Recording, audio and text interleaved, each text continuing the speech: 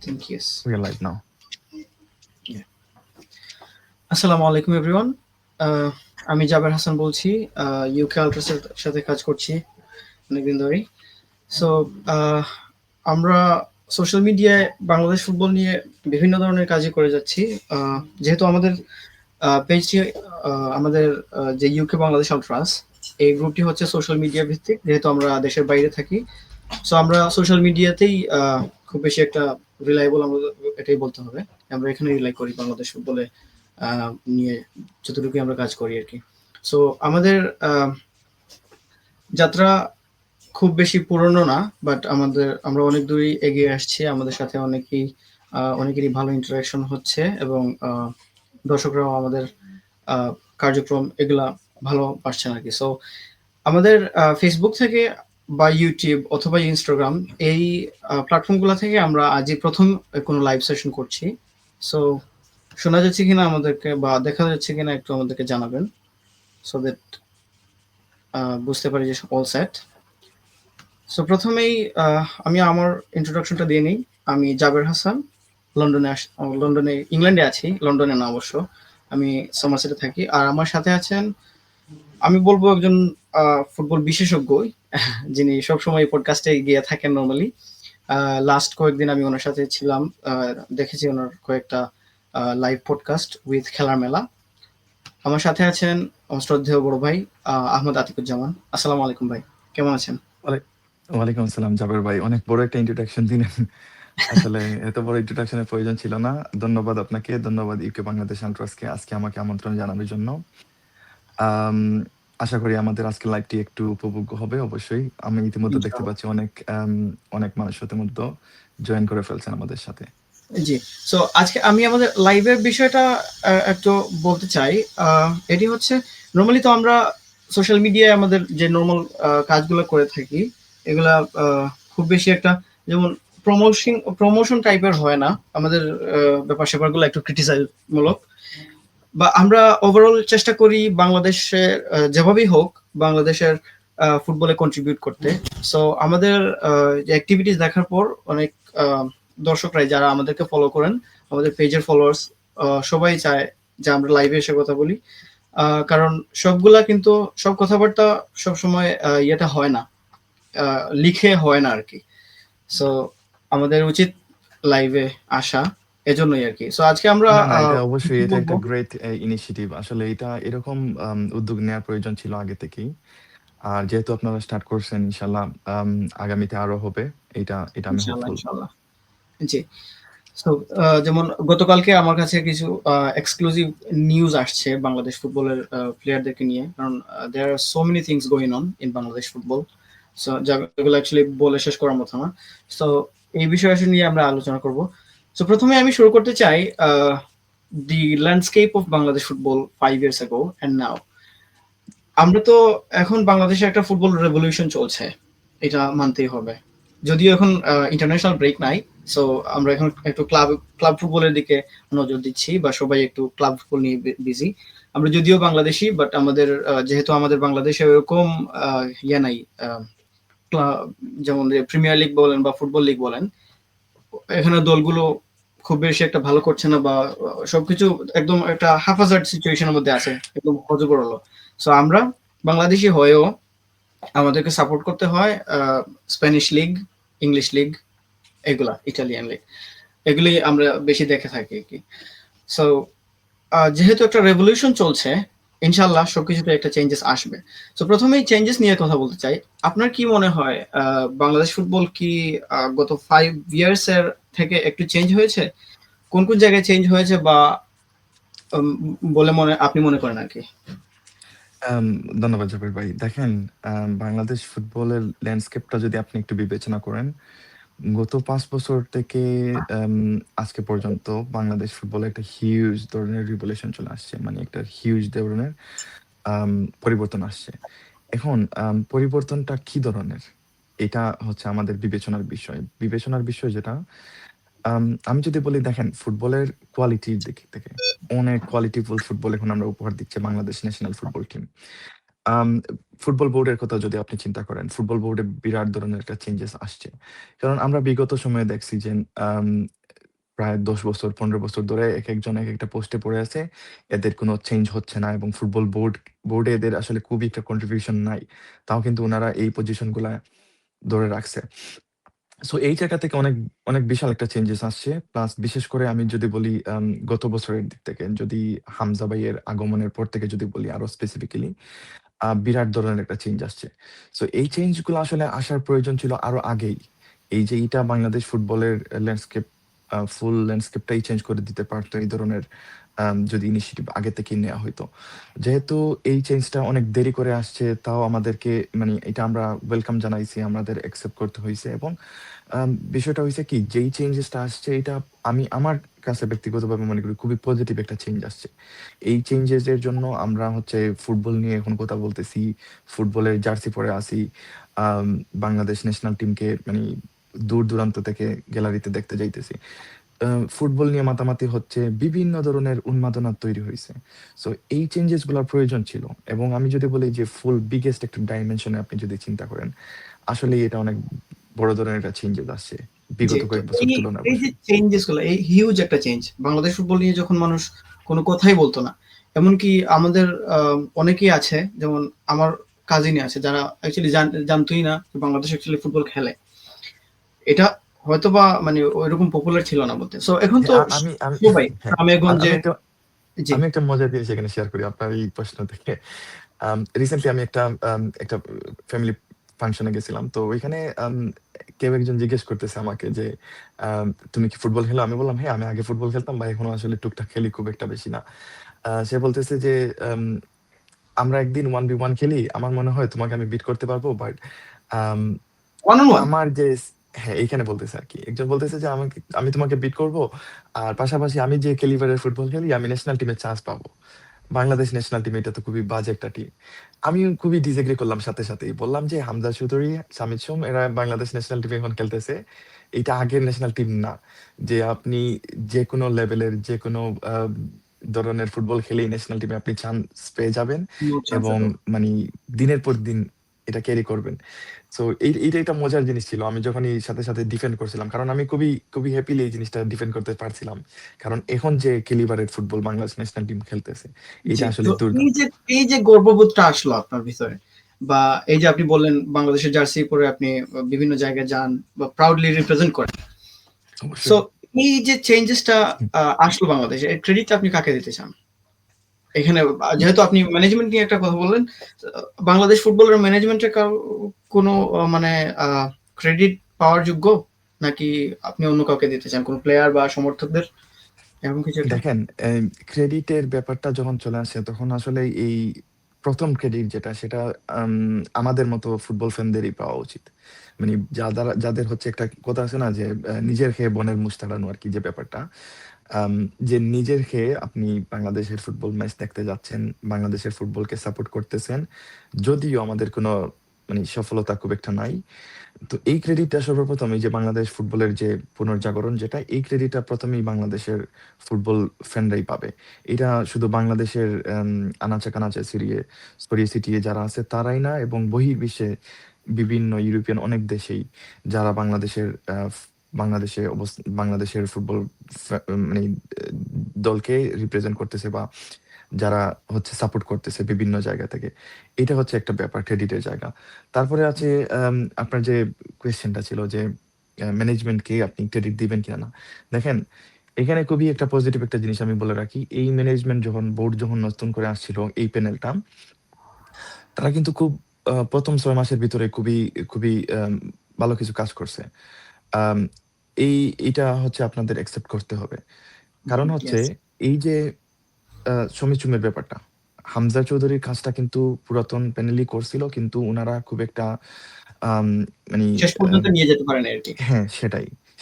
কিন্তু সময় ব্যাপারটা উনারা কিন্তু খুব কুইকলি, খুবই নাইসলি, খুবই অর্গানাইজডলি হ্যান্ডেল করছে।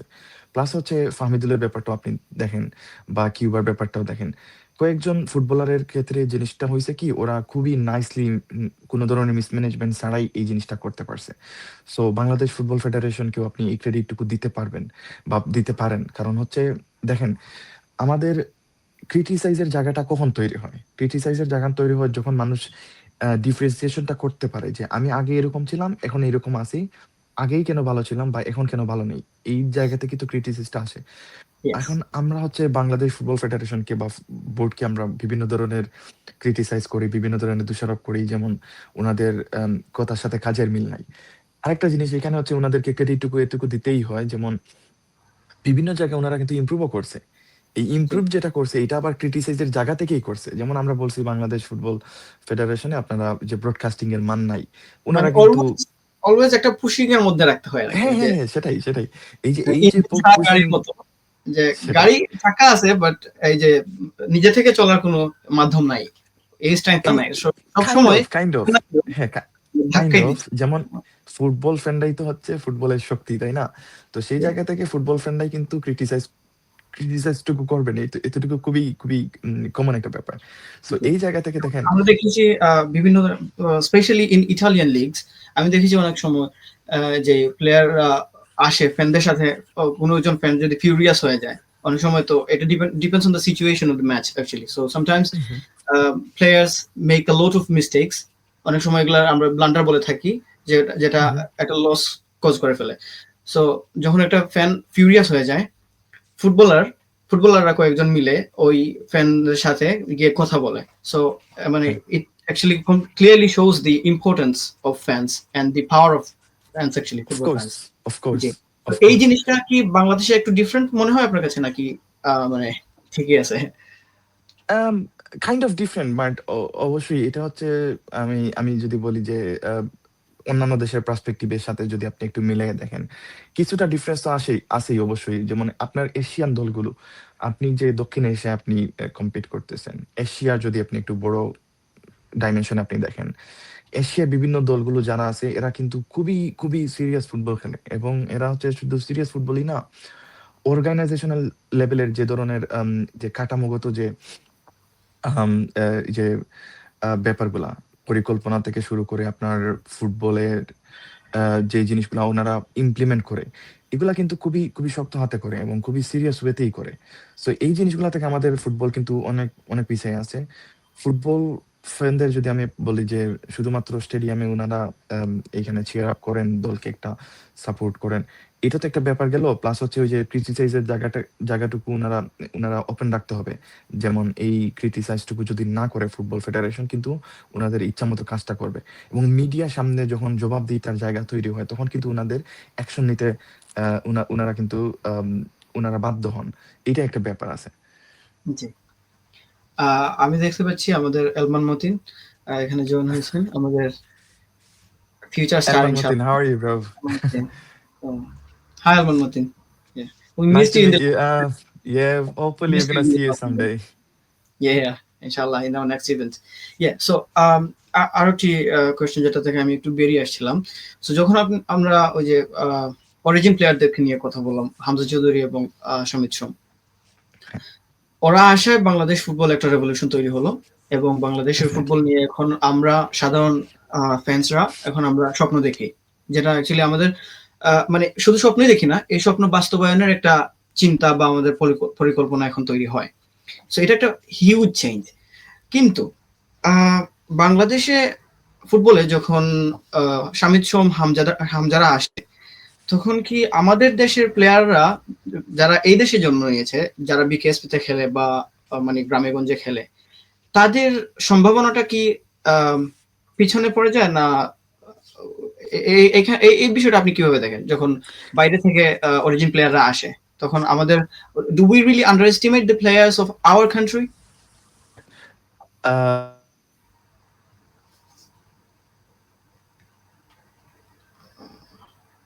Sorry for the network issue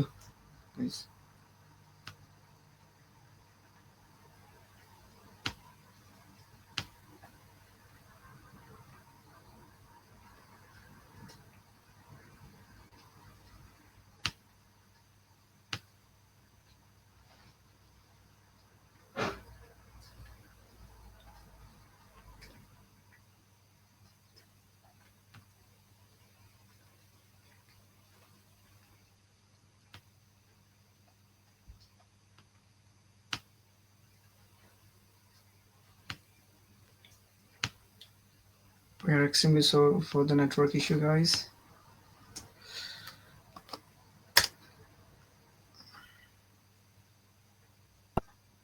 sorry, sorry Hasan ভাই, আমার একটু নেটওয়ার্কে ইস্যু হয়েছিল। আমাকে কি শোনা যাচ্ছে এখন? জি, জি, জি, আমি দেখতে পাচ্ছি। আমাকে কি শুনতে পাচ্ছেন? Can you hear me? জি, জি, আমি আপনাকে শুনতে পাচ্ছি। আপনি শুনতে পাচ্ছেন? আচ্ছা। আমি আপনার কথা শুনতে পাচ্ছি না যদিও। Oh, I see.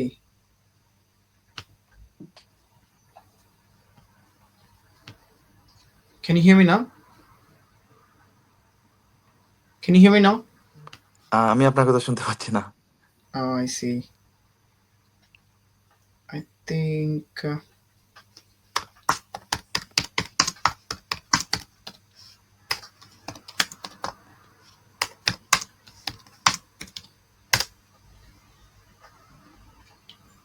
আচ্ছা, আপনাকে মনে হয় একটু বের হয়ে আসতে হবে আবার। আচ্ছা। একটু ট্রাই করেন তো। আচ্ছা। আমার কথা শোনা please. Hello?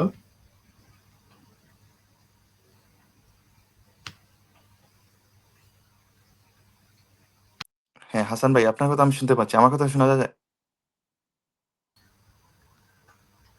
Is it fixed now? আমি শুনতে পাচ্ছি। আপনি কি আমার কথা এখন ঠিক শুনতে আছে আবার। পাচ্ছেন? জি, জি। আমার কথা শোনা যায়? জি, জি। I can hear you. আচ্ছা। সরি, একটু না, ট্রাবল it's ইস্যু okay. হয়েছিল। Yeah. Sorry আচ্ছা, for the আপনার যে হ্যাঁ, হ্যাঁ। আপনার যে কোয়েশ্চেনটা ছিল যে অরিজিন ফুটবলারদের জন্য কি আমাদের দেশের ফুটবলারদের পটেনশিয়ালিটি বা যারা বিকেএসপি থেকে উঠে আসে, তাদের কি পটেনশিয়ালিটিতে একটু মানে বা এই যে হাইপের বা যেটাই বলেন ইনফ্লুয়েন্স এ কি একটু ভাটা পড়ে কিনা? না, এটার সাথে আমি আসলে খুব একটা এগ্রি করি না এবং আমি খুবই স্ট্রংলি ডিসএগ্রি করি। কারণ হচ্ছে দেখেন, বাংলাদেশের আ আপনি যদি গত ১০ বছর ১৫ বছরের একটু ল্যান্ডস্কেপটা দেখেন, জি, অনেক ফুটবলার কিন্তু উঠে আসছে বিকেএসপি থেকে বা একদম রুট লেভেলের ফুটবল থেকে, তাই না? তো এই ধরনের ফুটবলার যারা উঠে আসছে এরা কিন্তু ন্যাশনাল টিমে কিন্তু পারফর্ম করতেছে বা পারফর্ম করছেও বিগত দিনগুলোতে। এরকম কিন্তু অনেক ফুটবলার আছে। বা অরিজিনাল যে ফুটবলার যারা যারা হচ্ছে আসে, তাদের কথা আপনি অন্যভাবে একটু চিন্তা করে দেখেন। যেটা আপনি ইউকে থেকে আসেন বা আমি ইউকে আছি, আমরা একটু একটু চিন্তা করলে আমরা দেখতে পারবো জিনিসটা। তারা এখানে যে ইনফ্রাস্ট্রাকচারে বড় হয় বা এখানে যে ধরনের ট্রেনিং, যে ধরনের ফেসিলিটি পায়, এটা কিন্তু বাংলাদেশের ওই বিকেএসপি থেকে হোক বা বাংলাদেশের কোনো প্রফেশনাল ক্লাবে হোক, এরকম ফেসিলিটি কিন্তু তারা পায় না, ফুটবলাররা। yes, বিশেষ exactly. করে আপনি যে কোয়েশ্চেনটা করছেন, যিনি ইয়াং প্লেয়ার যারা হচ্ছে রুট লেভেল থেকে উঠে আসতেছে, তারা তাদের কিন্তু হিউজ পটেনশিয়ালিটি আছে, হিউজ একটা ট্যালেন্ট আছে, হিউজ কিন্তু খেলার মতো মানে ধরেন ফিজিক্যাল এবিলিটি আছে বা ক্যালিবার আছে। এই ধরনের স্কিল থাকার পরও কিন্তু তারা কেন ন্যাশনাল টিমে আসতে পারে না? কেন এই ধরনের লাইমলাইট পায় না? কি জন্য তারা Yes. মানে এই ধরনের ইনফ্লুয়েন্সের আসতে পারে না? এখানে দেখেন, আমি যদি আপনাকে একটু খুবই চমকপ্রদ একটা জিনিস বলি, এবং এটা হচ্ছে খুবই ওপেন সিক্রেট একটা জিনিস আপনাকে আমি বলি। বাফুফে থেকে মাঝে, মাঝে কিন্তু গ্লোবাল হান্ট হয়। মানি গ্লোবাল হান্ট হয় বা ধরেন দেশের যে হান্ট যেগুলা হয়, ধরেন রিসেন্ট টাইমে ২০২২ এ বা ২১ এর দিকে একটা আ ২১-২২ এর দিকে একটা কি হয়েছিল? ট্যালেন্ট হান্ট হয়েছিল। দুঃখিত।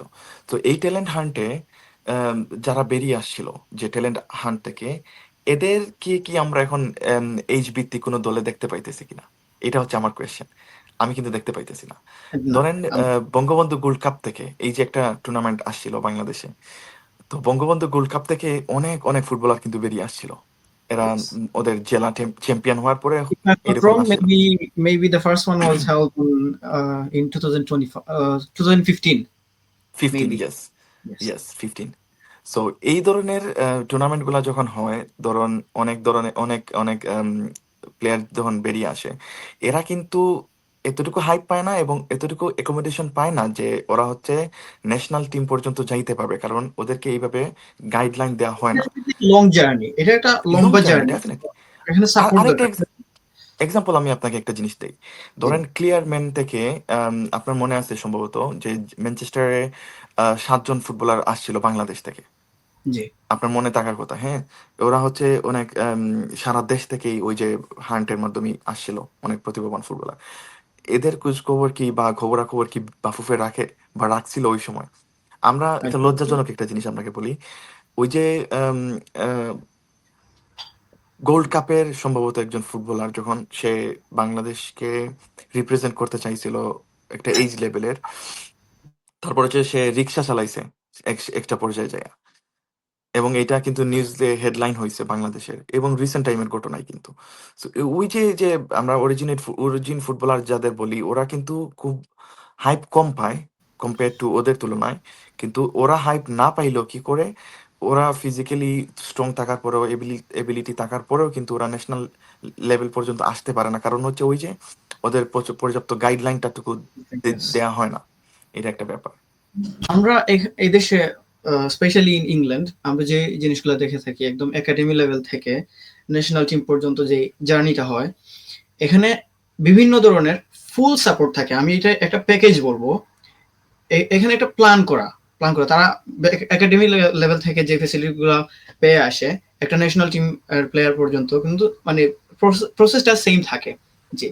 সো এখন বাংলাদেশের একাডেমি লেভেল নিয়ে কিছু বলতে চান আপনি? মানে বাংলাদেশ অ্যাকচুয়ালি এই জায়গায় কিভাবে পিছিয়ে আছে এই ফুটবল লিডিং কান্ট্রিজ থেকে বাংলাদেশের একাডেমিগুলোর ডিফারেন্সটা কি, বা দেখেন ওগুলো কিভাবে হ্যান্ডেল বাংলাদেশের, আপনি যখন বিকেএসপির কথা বলেন, আপনি আপনি আমি আমার শহর সিলেটের বিকেএসপির কথাই যদি বলি, সিলেট শহরে বিকেএসপি যেটা আছে ওইটাতে মোটামুটি ভালো ধরনের একটা বরাদ্দ ছিল, একটা ফুল কমপ্লেক্স করার জন্য সরকার পরামর্শ দিয়েছিল, ওরা কাজ করতে চাইছিল। তো এখানে ক্রিকেট এবং ফুটবল এই দুইটা ডিসিপ্লিনই হয়, কিন্তু বিকেএসপি কিন্তু দুইটা ডিসিপ্লিনের জন্য ছিল না ফার্স্ট এই আইডিয়াটুকু। এটা ক্রীড়া প্রশিক্ষণ কেন্দ্র যেটা সব ধরনের ডিসিপ্লিনই থাকার কথা। এখন দেখেন ক্রিকেট, বিকেএসপি থেকে অনেক ক্রিকেটার কিন্তু বের হয়ে আসে, ফুটবলার কয়েকজন বের হয়ে আসে প্রত্যেক বছর, বা 5 বছরে কতজন ফুটবলার বিকেএসপি থেকেই বের হয়ে আসে, এটা একটা হিসাবের ব্যাপার কিন্তু। দেখেন আমাদের ওই যে যেটা বললেন যে নারিশিং এর একটা অভাব, যে ফুটবলাররা ইংল্যান্ডের মতো কান্ট্রির আপনি এক্সাম্পল দিলেন, আপনি ইংল্যান্ডের যাওয়া লাগবে না, আপনি অনেক ছোট ছোট কান্ট্রি যারা আছে এদের কাছেও যদি আপনি একটু এক্সাম্পলটা একটু দেখেন, স্টেটটা দেখেন, আপনি দেখতে পারবেন যে ওদের ওই যে বিল্ড আপটা, আমি আপনাকে একটা এক্সাম্পল দিই, সেটা হচ্ছে Morocco. Morocco under 15, under 17, under 19, under 23 এবং ন্যাশনাল টিম এর একসাথে কাজ করতেছে। জাপানের এক্সাম্পল দেই, জাপান আন্ডার 11 থেকে ন্যাশনাল টিম পর্যন্ত কাজ করতেছে, এবং ওদের একটা ফেসিলিটি ছিল এবং আছে, এখনো আছে, ওই ফেসিলিটিটা ওরা এমনভাবে প্ল্যান করছিল যে একটা জায়গাতে আন্ডার 23 এবং ন্যাশনাল টিম একসাথেই মানে প্র্যাকটিস করবে, আন্ডার 17 টিমও এইটা থেকে ইন্সপায়ার্ড হবে, আন্ডার 17 টিমকে দেখে ইন্সপায়ার্ড হবে আন্ডার 15 টিম, এবং একসাথেই একটা কমপ্লেক্সে ওরা প্র্যাকটিস করবে, যাতে ওদের ড্রিমটা থাকে, ওদের ভিশনটা থাকে যে আমি আন্ডার 17 আজকে খেলতেছি, ন্যাশনাল টিমে আমার খেলতে হবে, নেক্সট প্ল্যানটুকু এতটুকুই। এই যে পরিকল্পনা এতটুকু আপনি যদি চিন্তা করে দেখেন, বাংলাদেশে এই কালচারটুকু হয় নাই। বাংলাদেশে যতটুকু আপনি ফুটবল কালচারের কথা বলবেন, ক্রেজনেসের কথা বলবেন, এই অনুযায়ী বাংলাদেশে এই ফেসিলিটিগুলো এখনো তৈরি হয় নাই। ব্যক্তিগত উদ্যোগও থাকতে পারে, ন্যাশনাল লেভেলে আমি মনে করি না। যে এই যে তো একজন এখানেই আসলে পিছিয়ে যাচ্ছে, রেস থেকে অনেকেই পিছিয়ে যাচ্ছে শুধু এই ফেসিলিটির অভাবেই কিন্তু। জি। সো এই বিষয়গুলো নিয়ে যখন আমরা কথা বলি, সো বিভিন্ন ধরনের নতুন নতুন কোয়েশ্চেন কিন্তু তৈরি হয়। যেমন ফ্যাসিলিটিস এর কথা যখন আসবে, তখন আমি যখন ইংল্যান্ডের সাথে তুলনা করলাম, ওটা তুলনা না অবশ্য, it was just an example actually. Hmm, so অনেকেই বলেন যে এখানে বাংলাদেশে যে এই ফ্যাসিলিটিগুলো এনশিওর করবে, অত টাকা তো বাংলাদেশে নাই। সো এখানে আমি বলবো অ্যাকচুয়ালি বাংলাদেশে টাকা নাই এটা বললে কিন্তু একটা ভুল হবে। মেইন হ্যাঁ, মেইন যে বিষয়টা হচ্ছে এই ক্ষুদে বাচ্চাদের জন্য যে ফ্যাসিলিটিস গুলা প্রয়োজন, ওগুলা করতে কিন্তু খুব যে মিলিয়ন বিলিয়ন পাউন্ড বা টাকা লাগে না, বুঝছেন? সো এটার জন্য প্রয়োজন প্রফেশনালিজম এবং সদিচ্ছা। আমার কাছে সেটাই এটা মনে সেটাই হয়। 100% আমি এগ্রি করি আপনার সাথে। যে এটা এটা হচ্ছে একটা পরিকল্পনার বিষয়। যেমন মরক্কো পরিকল্পনার বিষয় এক্সাক্টলি। ফুটবল খেলতেছে অনেক আগে থেকে, কিন্তু মরক্কোর যে ওই যে ন্যাশনাল টিমের কাজ করতে যায়, ওরা বলতেছে যে ন্যাশনাল টিমে আমার ফুটবলার যারা খেলবে এরা বের হয়ে আসবে পাইপলাইন থেকেই। হ্যাঁ, ওই যে পাইপলাইনের ফুটবলার যদি আপনি ক্রিয়েট করতে না পারেন, অনেক অনেক ফুটবলার যদি আপনার অপশন না থাকে, তখন হচ্ছে ওই যে ন্যাশনাল টিমে আপনি কাকে চুজ করবেন, কাকে বাদ দিবেন, এটা একটা ব্যাপার। তো আপনার কাছে যদি লিমিটেড ফুটবলারই থাকে, তখন আপনার আসলে ওই যে পিক এন্ড চুজ করার আসলে অপশনই থাকে না, এটা একটা ব্যাপার। জি। আর এখানে honesty is a very important thing I would say. কারণ আমাদের লাইফ স্প্যানটা দেখতে হবে। যেমন আমরা একজন প্রফেশনাল ফুটবলার একটা ন্যাশনাল টিমের জন্য হয়ে কত বছর বয়স পর্যন্ত সে তার সেরা সার্ভিসটা দিতে পারবে। সো আমার কাছে মনে হয় যে এটা এখন মডার্ন ফুটবলে যেটা হয়ে থাকে যে আন্ডার 19, আন্ডার 20, 21 এগুলা থেকে কিন্তু ন্যাশনাল টিমে আস্তে আস্তে কম সময় দিয়ে কিন্তু সেকেন্ড হাফে আস্তে আস্তে আস্তে আস্তে আমাদের প্লেয়ার নিয়ে আসা হয়, মানে মডার্ন ফুটবলে যেটা দেখে থাকি আর কি। সো যখন একটা প্লেয়ার আন্ডার 19 থেকে এখানে চান্স পায়, তার হাতে এটলিস্ট 10 বছর থাকে যে বাংলাদেশ সরি মানে ওই ন্যাশনাল টিমের জন্য সার্ভিস দিয়ে যাবে 10 বছর এটলিস্ট।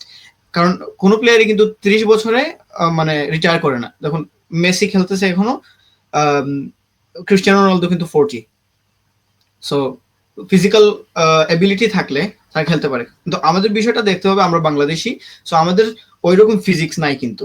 সো এটাও মাথায় রাখতে হবে। সো যখন আমরা দেখি দিস ইজ বিটার ট্রুথ, এটা আমাদের বলতে মানে লজ্জা লাগে, but this is the truth, যে আমাদের আন্ডার 17 খেলে, মানে যারাই খেলে আমার মনে হয় না এখানে মেজরিটি প্লেয়ারের বয়স 17 বা আন্ডার 17।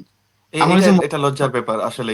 আপনি যেখানে বয়স চুরিটা করা হচ্ছে, এই ছেলেটা বলছে সে 17, he is 17, but genuinely he is over 20। So এখানে সে কিন্তু 3-4 বছর সে এখানে মানে খেয়ে দিল।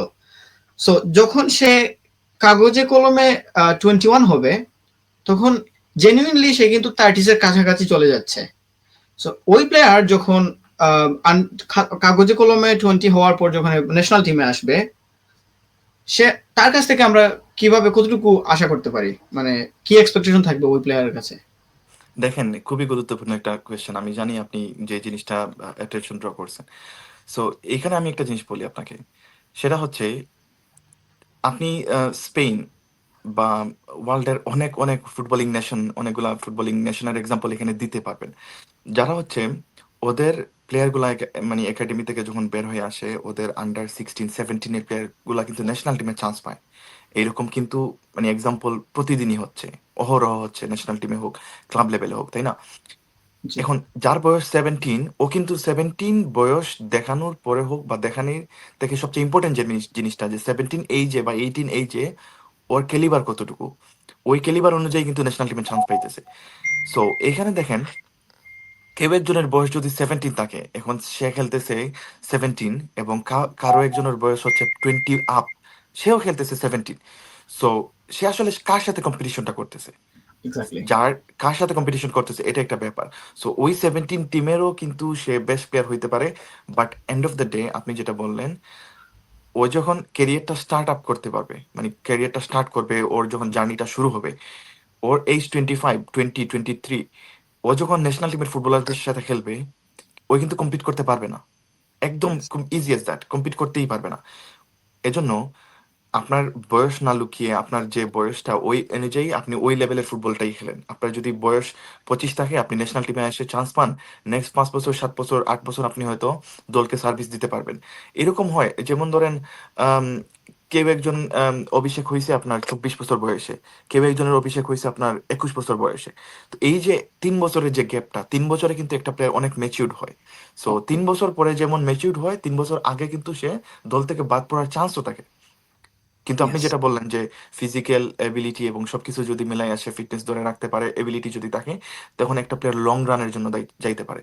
এখন দেখেন, এখানে আমাদের এখানে কিভাবে পিছিয়ে আছি আমরা। আমাদের হচ্ছে পাইপলাইনের প্লেয়ার নাই। আমাদের এইচ ভিত্তিক যে ফুটবলার আছে, তাদেরকে গণ্য করা হয় এইচ ভিত্তিক ফুটবলার হিসেবেই। আমি জানি না এই সিস্টেমটুকু কিভাবে বাফুফে কাজ করে বা কিভাবে, মানে ওনাদের একটা মানে এইভাবে ব্যবস্থাপনা মানে প্রয়োজন ছিল যে অনূর্ধ্ব 19 থেকে যে প্লেয়ারটা 23-তে চান্স পাবে, 23-এ চান্স পাবে, তার যেন আলটিমেট গোল, আলটিমেট ডেস্টিনেশন হয় ন্যাশনাল টিম, এবং এই জিনিসটাই হওয়া উচিত, তাই না? তখন সবার একটা আর টার্গেট প্রয়োজন যে আমি অ্যাকচুয়ালি যাচ্ছি কোথায়। সেটাই। সো দেখেন, এই জায়গা থেকে যখন আপনি 23 থেকে যখন ন্যাশনাল টিমে আসবেন, আসার পরে আপনার প্রতি এক্সপেকটেশনও বাড়বে, আপনার ক্যালিবারটুকুও জাজ করার সুযোগ আসবে, এবং এই মাধ্যমে আপনার দেখা দেখি কিন্তু আরেকজন ফুটবলার আন্ডার 23 হোক, আন্ডার 19-এ হোক, সে কিন্তু ফাইট করবে যে এই পজিশনটুকু নেয়ার জন্য। সো এইটা একটা কম্পিটিশনের ব্যাপার, এবং এই কালচারটুকু গড়ে তোলার প্রয়োজন আছে আমাদের ন্যাশনাল টিমের জন্য হোক, বা আন্ডার যে 19 বা 23 যে টিমগুলা, বয়সভিত্তিক দিলগুলা, এগুলার কালচার প্রয়োজন করার প্রয়োজন আছে। জি। সো বয়সভিত্তিক দল নিয়ে অ্যাকচুয়ালি কথা বলতে, বলতে আমাদের শেষই হবে না। আমাদের অনেক কিছুই এখানে ডিসকাস করার আছে। সো আমাদের বয়সভিত্তিক দল স্পেশালি আন্ডার 17 এর দায়িত্বে যিনি আছেন আমাদের ছোটন সাহেব, গোলাম রব্বানী ছোটন সাহেব।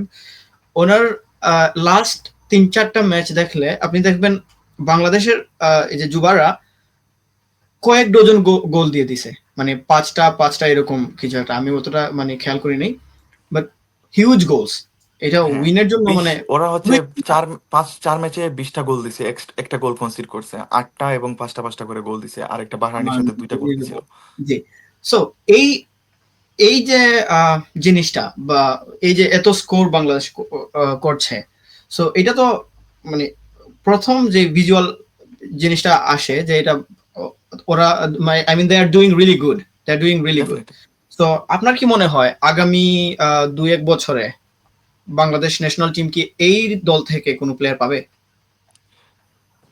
দেখেন, এটা আসলে বলা খুব কঠিন। কারণ আমি আমি যদি বলি এটা আসলে খুবই অপ্রাসঙ্গিক একটা বিষয় হয়ে যাবে। আমি যদি বলি, ধরেন এই দল থেকে যারা এখন খেলতেছে 17 এ, এদেরকে যদি প্রপারলি, এরা হচ্ছে এশিয়ান কোয়ালিফাই করতে পারে নাই। চায়নার সাথে গতকালকে হেরে গেছে ৪ গোলের ব্যবধানে, এবং খুবই সিলি কিছু গোল খাইছে। হ্যাঁ?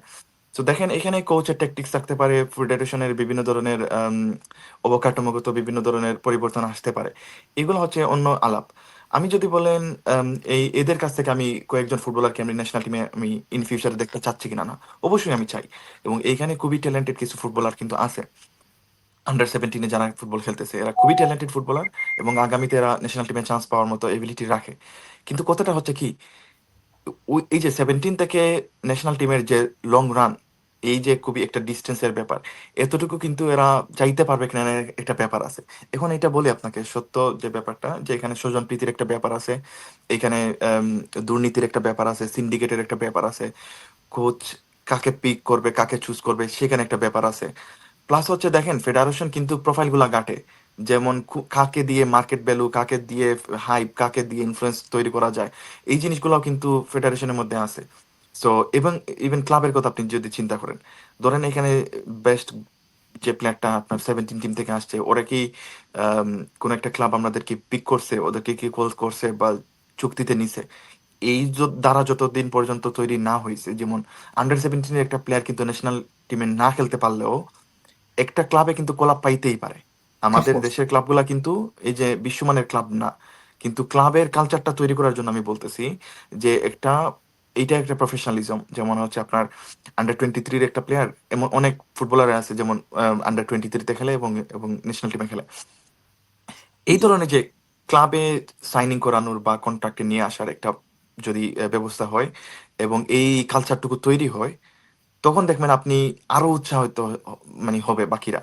এবং ইয়েস। ইন ফিউচার আমি এইটা নিয়ে আমি খুবই হোপফুল, ইন ফিউচারে হয়তো এই কালচারগুলো চেঞ্জ হবে। চেঞ্জ হইলে কিন্তু এই যে ফুটবলের পুরো পার্সপেক্টিভটাই চেঞ্জ হয়ে যাবে, এবং জি। ন্যাশনাল টিমে এই ফুটবলারদের আসবে। হ্যাঁ, ইয়া, হোপফুলি। সো এখন এখানে আরো একটা বিষয় লক্ষণীয়, যেটা একজন মেহেদী হাসান নামে একজন কমেন্ট করেছেন, ইন্ডিয়া তাদের আন্ডার এইজ সব দলকে ফ্রেন্ডলি খেলায় আর বাংলাদেশ সাফ আসলে খেলবে আর এশিয়া কোয়ালিফায়ার আসলে খেলবে, এরপর আর কোনো খেলা নাই। সো ম্যাচ টাইমের বিষয়টা কি এখানে কোনো এফেক্ট আনে? আপনার কি মনে হয়? ডেফিনেটলি ডেফিনেটলি মেহেদি ভাইয়ের সাথে আমি 100% একমত। আমি উনি দেখতে পাচ্ছি উনি কয়েকটা কমেন্ট করছেন, সবগুলাই খুবই যুক্তিযুক্ত, খুবই লজিক্যাল কমেন্ট গুলা করছেন। এই যে ব্যাপারটা, ইন্ডিয়ার যে আন্ডার এইজের যেগুলা, ওরা ফ্রেন্ডলি ম্যাচ খেলে, এটা কিন্তু খুবই সত্য একটা ব্যাপার। এখন কথা হচ্ছে, এটা এফেক্ট পড়ে কিনা না, এফেক্ট অবশ্যই পড়ে। কারণ হচ্ছে ধরেন যে সাইকোলজিক্যালি আপনি একটা ইমব্যালেন্সের ব্যাপার যখন থাকে, ধরেন এই আন্ডার এইজ লেভেল টিমগুলা যখন কম্পিট করতেছে কোনো একটা আম, মোটামুটি একটা স্ট্রং অপোনেন্টের সাথে, তো সে নিজেদের ক্যালিবার কিন্তু বুঝতে পারতেছে, নিজেদের অবস্থানটুকু বুঝতে পারতেছে যে ওই একটা স্ট্রং অপোনেন্টের সাথে আমরা কিভাবে খেলতে চাই, কিভাবে খেলতে পারি, কিভাবে ট্যাকটিক্স চেঞ্জ হইতে পারে, কিভাবে আমাদের এই এক্সিকিউট করতে পারি আমাদের প্ল্যানগুলা। সো এটা এটা খুবই গুরুত্বপূর্ণ একটা ব্যাপার, এবং এই জিনিসটা এই বাংলাদেশের এই কালচারটুকু এখনো নাই। খুবই অনেস্ট একটা জিনিস, এটা এখনো নাই। এবং এটা আসলে দুঃখজনক ব্যাপার। যেমন এই আন্ডার টিমগুলা যদি কম্পিট করতো, তখন হচ্ছে ওদের কনফিডেন্স বুস্ট আপ হইতো, ওরা হচ্ছে গেম টাইম পাইতো, ওরা হচ্ছে আপনি হচ্ছে জ্বালায় দেখা একটা সুযোগ পাইতেন, কোচ যারা চুজ এন্ড পিক করে। তারা হচ্ছে একটু সুযোগ পাইতেন অনেক ফুটবলারকে বাজায় দেখার পরে, যাদেরকে চুজ এন্ড পিক করা যায়। এটা একটা ইম্পর্টেন্ট একটা ফ্যাক্টর অবশ্যই, এটা আমি মনে করি। জি। সো আমরা শুধুই বয়সভিত্তিক দল নিয়েই প্রায় ১ ঘন্টার মতো কথা বলে, সরি ০.৫ ঘন্টারও বেশি। আধা ঘন্টা গেছে। তো আমরা ওই যে গ্রাসরুট লেভেলটা আমরা শেষ করতে পারছি না। মানে আমাদের যে মেইন জিনিসটা, মেইন জায়গাটা আমরা ওইটাতেই মানে একদম হাফাজার্ড। সো এই যদি হয় ফুটবলের অবস্থা, যখন আমরা যারা বাইরে থাকি, যারা দেখি ইন্টারন্যাশনাল ফুটবল যারা ফলো করে থাকি, সো আমরা মানে এক্সপেক্ট করি যে আমাদের দেশটাও এইভাবে গোছানো অবস্থায় একটা মানে রুট করবে। সো এই যে আমরা সাধারণ পাবলিক বা সাধারণ সমর্থক এই চিন্তা ভাবনাগুলো করলেই কি, আবার না করলেই কি, যারা দায়িত্বে না, আছে এটা আমি ওনারা এগ্রি করি না। এটা আমরা আমাদের, এটা তো আমাদের যে নিজেদের না, উদ্যোগে এটাতে ওইটা ঠিক পেছন থেকে করা আছে, হচ্ছে।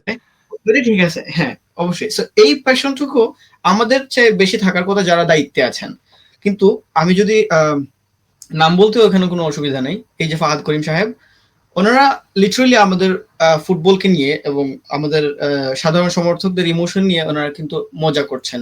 উনি এক পর্যায়ে স্টার প্লেয়ার একটা ইন্টারভিউতে উনি বলেই দিয়েছেন যে প্লেয়াররা, ওই যে অরিজিন প্লেয়াররা, ওরা সস্তা পাবলিসিটি চায় না, সস্তা পাবলিসিটি চায় না। তার মানে সস্তা পাবলিসিটি কারা করে? সস্তা পাবলিকরাই, অবশ্যই। তো সো ওনারা লিটারালি মজা করছেন। এখন এই জায়গায় আমি একটা কোয়েশ্চেন আপনার কাছে করতে চাই। উনি যে আমাদেরকে সস্তা পাবলিক বললেন, উনি কতটুকু এক্সপেন্সিভ?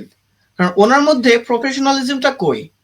উনি যে লোগো কাণ্ড যেটা হয়ে গেল, যেটা নিয়ে একদম লঙ্কা কাণ্ড যেটাকে বলে কলকাতার মানুষ, এবং লোগো এবং স্পন্সর, বাফুফেকে সরি বাংলাদেশ ফুটবলকে আমরা সাধারণ সমর্থকরা বিশ্বের কাছে ভালোভাবে সুন্দর করে আমরা প্রেজেন্ট করার জন্য কত কষ্টই না করি। আমরা নিজে খেয়ে নিজে পরে আমরা গলা ফাটিয়ে বাংলাদেশ ফুটবলকে সমর্থন দেই, এবং আমরা কোনো একটা প্রোগ্রামে গেলে আমাদের জার্সি পরে যাই যাতে আমাদের ফুটবলটাকে আমরা নাইসলি রিপ্রেজেন্ট করতে পারি। যখন আমরা এই কষ্টটুকু করি, তখন ওনারা ফাহাদ করিমদের মতো কর্মকর্তারা তাদের আনপ্রফেশনালিজমের মাধ্যমে আমাদের দেশের ফুটবলটাকে মানে একটা হাসির পাত্র বানিয়ে ফেলে। এবং আমরা যখন পোস্ট করেছিলাম আমাদের পেজে ওই লোগো এবং স্পন্সর নিয়ে, এবং লেস্টারের একটা গেম ম্যাচ ডে ছিল, লেস্টারের ম্যাচ ডের দিন ওখানে আমাদের দেখা যায় যে 90% কমেন্ট হয় বাংলাদেশি ফ্যান্সদের থেকে। ইংলিশরা ওইখানে জায়গায় পায় না এখন, হামজা এফেক্ট।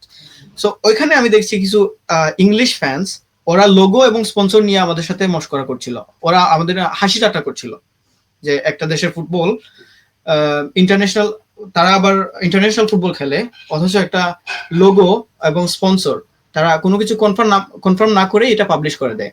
এভাবে তারা হাসি ঠাট্টা করছিল। এই বিষয়টাকে আপনি কিভাবে বিশ্লেষণ করবেন, যে আমরা সাধারণ জনগণ আমরা মরিয়া, desperate to present Bangladesh football very nicely, and we want to become really proud of our football, কিন্তু এই জায়গাটা ফাহাদ করিমরা তারা কিন্তু এটা মানে নষ্ট করে দিচ্ছে। সো এই বিষয়টা আপনি কিভাবে দেখবেন? ওনার প্রফেশনালিজমটা অ্যাকচুয়ালি কোথায়? দেখেন, ধন্যবাদ জাবের ভাই, খুবই গুরুত্বপূর্ণ কোয়েশ্চেন এবং খুবই লং আপনি ডেসক্রিপশন দিলেন কোয়েশ্চেনের। দেখেন, আমি যদি খুবই ছোট করে একটা জিনিস বলি আপনাকে, ফাহাদ করিম ফুটবলের কোনো মানুষই না, উনি ফুটবলের রিলেটেড কোনো মানুষই না। ফার্স্ট অফ অল উনি কিন্তু হচ্ছে প্রথমেই হচ্ছে উনি বহিরাগত মানুষ। Sorry for the interruption. আপনি বলেন উনি ফুটবলের কেউই না, কিন্তু উনি সব ক্রেডিট নিচ্ছেন, সমর্থক ধরে কোনো ক্রেডিট দিচ্ছেন না। এবং যে বা যারাই স্টার প্লেয়ার আশিক ভাই বলেছিলেন যে এই যে বাংলাদেশি ফ্যান্সরা ইনস্টাগ্রামে পার্সোনালি কোনো এ থেকে কিন্তু কোনো সাধারণ সমর্থক টাকা পয়সা পায় না, বা তারা কিন্তু তাদের ফেমও করাতে চায় না এখান থেকে। কিন্তু বাংলাদেশ ফুটবলের স্বার্থে একটা ফ্যান, সাধারণ একটা ফ্যান, ওই একটা প্লেয়ারের, হতে পারে বিদূষক চাকমা, হতে পারে ফাহমিদুল, ওর ইনস্টাগ্রাম আইডি খুঁজে ওকে টেক্সট দিয়ে রিকোয়েস্ট করে যে ভাই তোমরা বাংলাদেশে আসো, খেলো।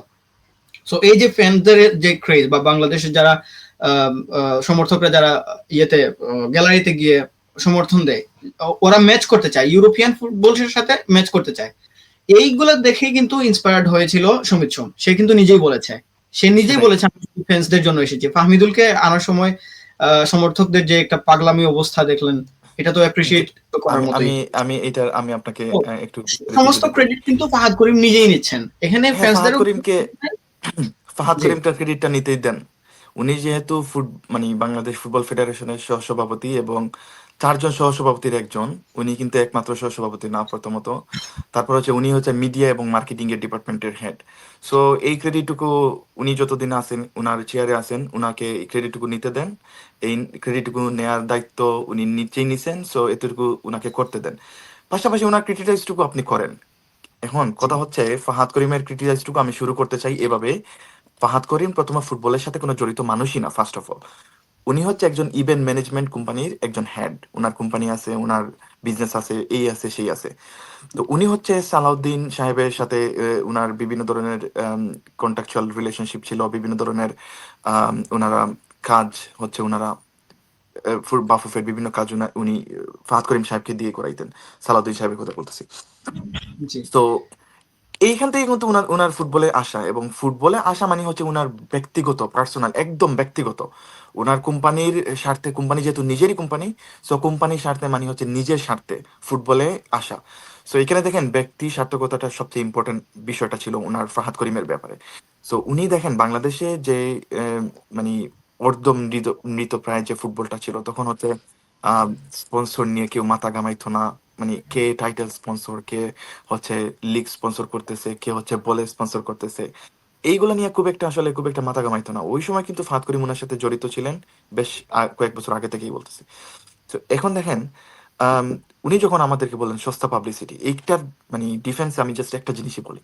এলমান মতিন এখানে আমাদের একটু আগে লাইভে ছিল, হ্যাঁ। সো এলমান মতিন হচ্ছে আমাদের একজন অরিজিন ফুটবলার। আমরা খুবই শীঘ্রই উনাকে হয়তো আমরা ন্যাশনাল টিমে দেখবো, আন্ডার 23-তে দেখবো আমরা, জি, হোপফুলি। খুবই খুবই ট্যালেন্টেড একজন ফুটবলার। সো এলমান মতিনের সাথে যখন আমাদের ইন্টারাকশনটা হয়েছে ইউকে আলট্রাসের একটা প্রোগ্রামে, আমি নিজেও ছিলাম, জাবের হাসান ভাই ছিলেন, এবং এলমান মতিন আসছিলেন ওইখানে, আরেকজন ফুটবলার ছিলেন প্রাচীর হাসান। yes, yes. ওরা দুজন যখন আসছিল, ওরা দুজন যখন আসছিল, ওদের সাথে ওরা, আমি জানি না আমরা আম, কতটুকু কমফোর্টেবলি ওদের সাথে কথা বলতে পারছি, বাট ওরা যখন আসছিল এই আমাদের সাথে এমন ভাবে মিশেছিল, মনে হয় নাই যে ওরা হচ্ছে ইউকে তে মানে ফুটবল খেলে এইজ লেভেলের, মানে ন্যাশনাল টিমে চান্স পাওয়ার মতো বা একটা আন্ডার এইজ টিমে চান্স পাওয়ার মতো হচ্ছে কেলিবার রাখে এরকম একটা ফুটবলার। কিন্তু ওদের মধ্যে কোনো দাম্ভিকতা নাই, ওদের কোনো কোনো মানে অহংকার নাই, ওদের মধ্যে কোনো ধরনের এই যে স্টারডম ফিলিং যে ব্যাপারটা এইটুকু নাই। ওরা কিন্তু খুবই সাধারণভাবে আমাদের সাথে মিশেছিল। একদম right. ফুল ফুল প্রোগ্রামটাই আমাদের সাথে খুবই এনজয় করছিল, আমাদের কাছে ইন্টারভিউ দিছিল, এবং আমাদের ব্যক্তিগত আমাদের অনেকের সাথে ছবি তুলতে চাইছিল, আমরা ছবি তুলছি। তো এই ব্যাপারটা হয়তো বাংলাদেশ থেকে এরা বুঝতে পারবে না। কারণ হচ্ছে আমি আপনাকে বলি, হামজা হামজা ভাইয়ের কথা একটা এক্সাম্পল দেই। আমি একজনের নাম বলি, লেস্টারে থাকে আমাদের একটা ভাই, আম, শাহেদ রাজা উসমান। সো সে কিন্তু লেস্টারের একটা মসজিদে হামজা ভাইকে পাইছিল। সো যে ও প্রথমে যে হামজাকে রিচ করছিল বাংলাদেশ হ্যাঁ, ফুটবল হ্যাঁ, নিয়ে। ওকে, ইয়েস, ইয়েস। সেটাই তো। হামজা ভাইয়ের সাথে 2বার ইন্টারাকশন হয়েছে ফ্যানদের, দুইজনই বাংলাদেশি, দুজনই সিলেটি ছিলেন। ওনারা হচ্ছে এমন ভাবে ডিসকাশন, এমন একটা কোয়েশ্চেন করছে, হামজা ভাই ন্যাশনাল টিমে আপনি কবে আসবেন বা কবে, উনি বলছিলেন যে ভেরি সুন ইনশাল্লাহ। সো এই যে হামজা ভাইকে আপনি ধরেন 2 ফুট সামনে থেকে দেখতেছেন, আপনি একটা কোয়েশ্চেন করতেছেন, উনি কিন্তু বিব্রত ফুল ফিল করতেছে না, এবং উনার উনার কোনো প্রোটোকল নাই, কোনো প্রোটেকশন নাই, উনি জি, প্রোটোকল নিয়ে করতেছে না। সো এই জায়গা থেকে আমি যদি বলি, আরেকটা ইম্পর্টেন্ট জিনিস আপনি মেনশন করছেন, বাফুফে যে কতটুকু মানে ইররেসপন্সিবল, কতটুকু আনঅর্গানাইজ একটা প্রতিষ্ঠান, আপনাকে শুধু একটা এক্সাম্পল দিলে আপনি বুঝতে পারবেন। সেটা হচ্ছে বাফুফে অনেক ফুটবলারের নামই জানে না, যাদেরকে হচ্ছে বাংলাদেশের ফুটবল ফ্রেন্ডরা খুঁজে খুঁজে বের করে আনছে, খুঁজে খুঁজে। ওই যে বাংলাদেশের এজেন্সি কয়টা আছে যাদের হচ্ছে ওই যে স্কাউটিং এর কাজ করে, খুবই কম, একদম হাতে গোনা কয়েকটা আছে, হ্যাঁ। ইয়েস, মানে কনফিডেন্সের মতো কয়েকটা আছেই। এরা করে কি, এরা হচ্ছে নিজেদের উদ্যোগে নিজেরা হচ্ছে সোর্সিং করে, নিজেরা হচ্ছে এই জায়গাতে ইনভেস্ট করে, তাদের হচ্ছে শ্রম দেয়, রাতের দিনকে রাত বানায়, রাতকে দিন বানায়, বিভিন্ন ধরনের ইনফরমেশন গুলা ভ্যালিড কিনা না এগুলা ক্রস চেক করে। তো এমন এমন ফুটবলারকে নিয়ে আসে, যেমন আমি হচ্ছে 2টা ফুটবলার সাথে আমি আমি নিজেই পার্সোনালি পরিচিত হইলাম, যাদের হচ্ছে বাংলাদেশ ফুটবল খেলতে চায়, বাংলাদেশ ন্যাশনাল টিমে ফুটবল খেলতে চায়, কিন্তু ওদের সাথে ফুটবল ফেডারেশনের কোনো যোগাযোগ নাই, এবং এরা হচ্ছে এই লেভেলে এখানে ভালো মানে ফুটবল ক্লাবে খেলতেছে। এরকম 2টা ফুটবলারের নাম আমি বর্তমানে জানি, যাদের সাথে আমি কন্ট্যাক্টে আছি। সো এই লিয়াজু যে ব্যবস্থাটা, এই যে স্কাউটিং এর ব্যবস্থাটা, এটা কিন্তু ফুটবল ফেডারেশন জানেই না, ফার্স্ট অফ অল। সেকেন্ড যে জিনিসটা, বাংলাদেশ ফুটবল ফ্রেন্ডরা যত সব ফুটবলারদেরকে খুঁজে খুঁজে বের করে নিয়ে আসছে, বাফুফে এতগুলা ফুটবলারকে চিনেও না। এখন যদি এক্স্যাক্টলি। বলেন যে ফুটবলাররা যদি সস্তা পাবলিসিটি না চায়, ফার্স্ট অফ অল ফুটবলাররা সস্তা পাবলিসিটি চায় না, এটা খুবই স্বাভাবিক জিনিস। এবং ওরা আমাদের মতো ফুটবলারদেরকে সস্তা মনেও করে না। যদি মনে করতো তাহলে আপনি একটা ইনস্টাগ্রামে মেসেজ দিয়ে দেখেন, একটা ফুটবলারকে সাথে সাথে আপনাকে রিপ্লাই দিচ্ছে এবং সাথে সাথে সে আপনাকে বলতেছে যে হ্যাঁ ভাই আমি বাংলাদেশে ফুটবল খেলার জন্য আগ্রহী, অথবা আগ্রহী না, আমি আসতে চাই, অথবা ইনশাল্লাহ আসবো।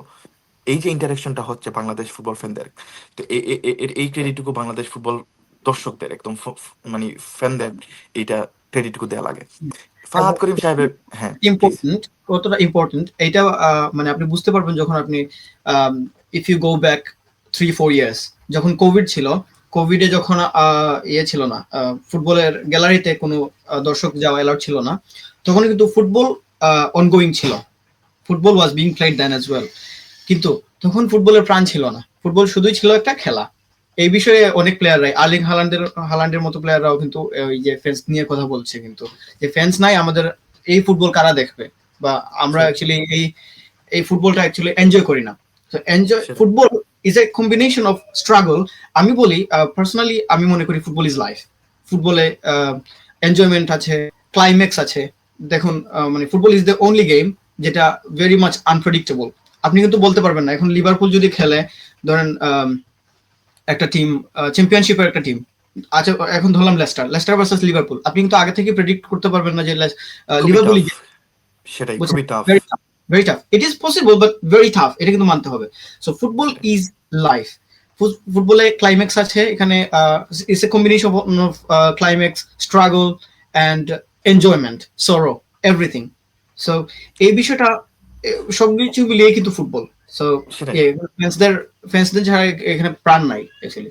সো আচ্ছা, এই ক্রেডিট, আপনি আপনার আপনার টপিকে যদি আরেকটু ব্যাক আসি, আমি একটু এখানে একটু এড করি। সেটা হচ্ছে ফাহাদ করিম সাহেবের টপিকটা আপনি যেহেতু তুললেন, আপনি লোগোর বিষয়টা বললেন, স্পন্সরের ব্যাপারটা বললেন। দেখেন, ফাহাদ করিম ব্যক্তিগতভাবে কিন্তু একজন মানে স্পন্সরের, উনি উনার কোম্পানির স্পন্সর করার জন্য ব্যক্তি স্বার্থের জন্য কিন্তু বাফুফেতে ঢুকছিলেন। আজকে বাফুফের সহ সভাপতি উনি। যতগুলা আম, মানে স্পন্সর ডিল নিয়ে আসছেন, সবগুলা ডিলে কিন্তু উনার একটা কমিশন ছিল। এবং ইউকে আলট্রাস থেকে আপনারা দেখছেন যে ইউকে আলট্রাস থেকে ফাহাদ করিমের নামই দেওয়া হয়েছে যে কমিশন করি। এটা মোটামুটি একটা খুবই আমরা আবার প্রচলিত একটা নাম হয়ে গেছে।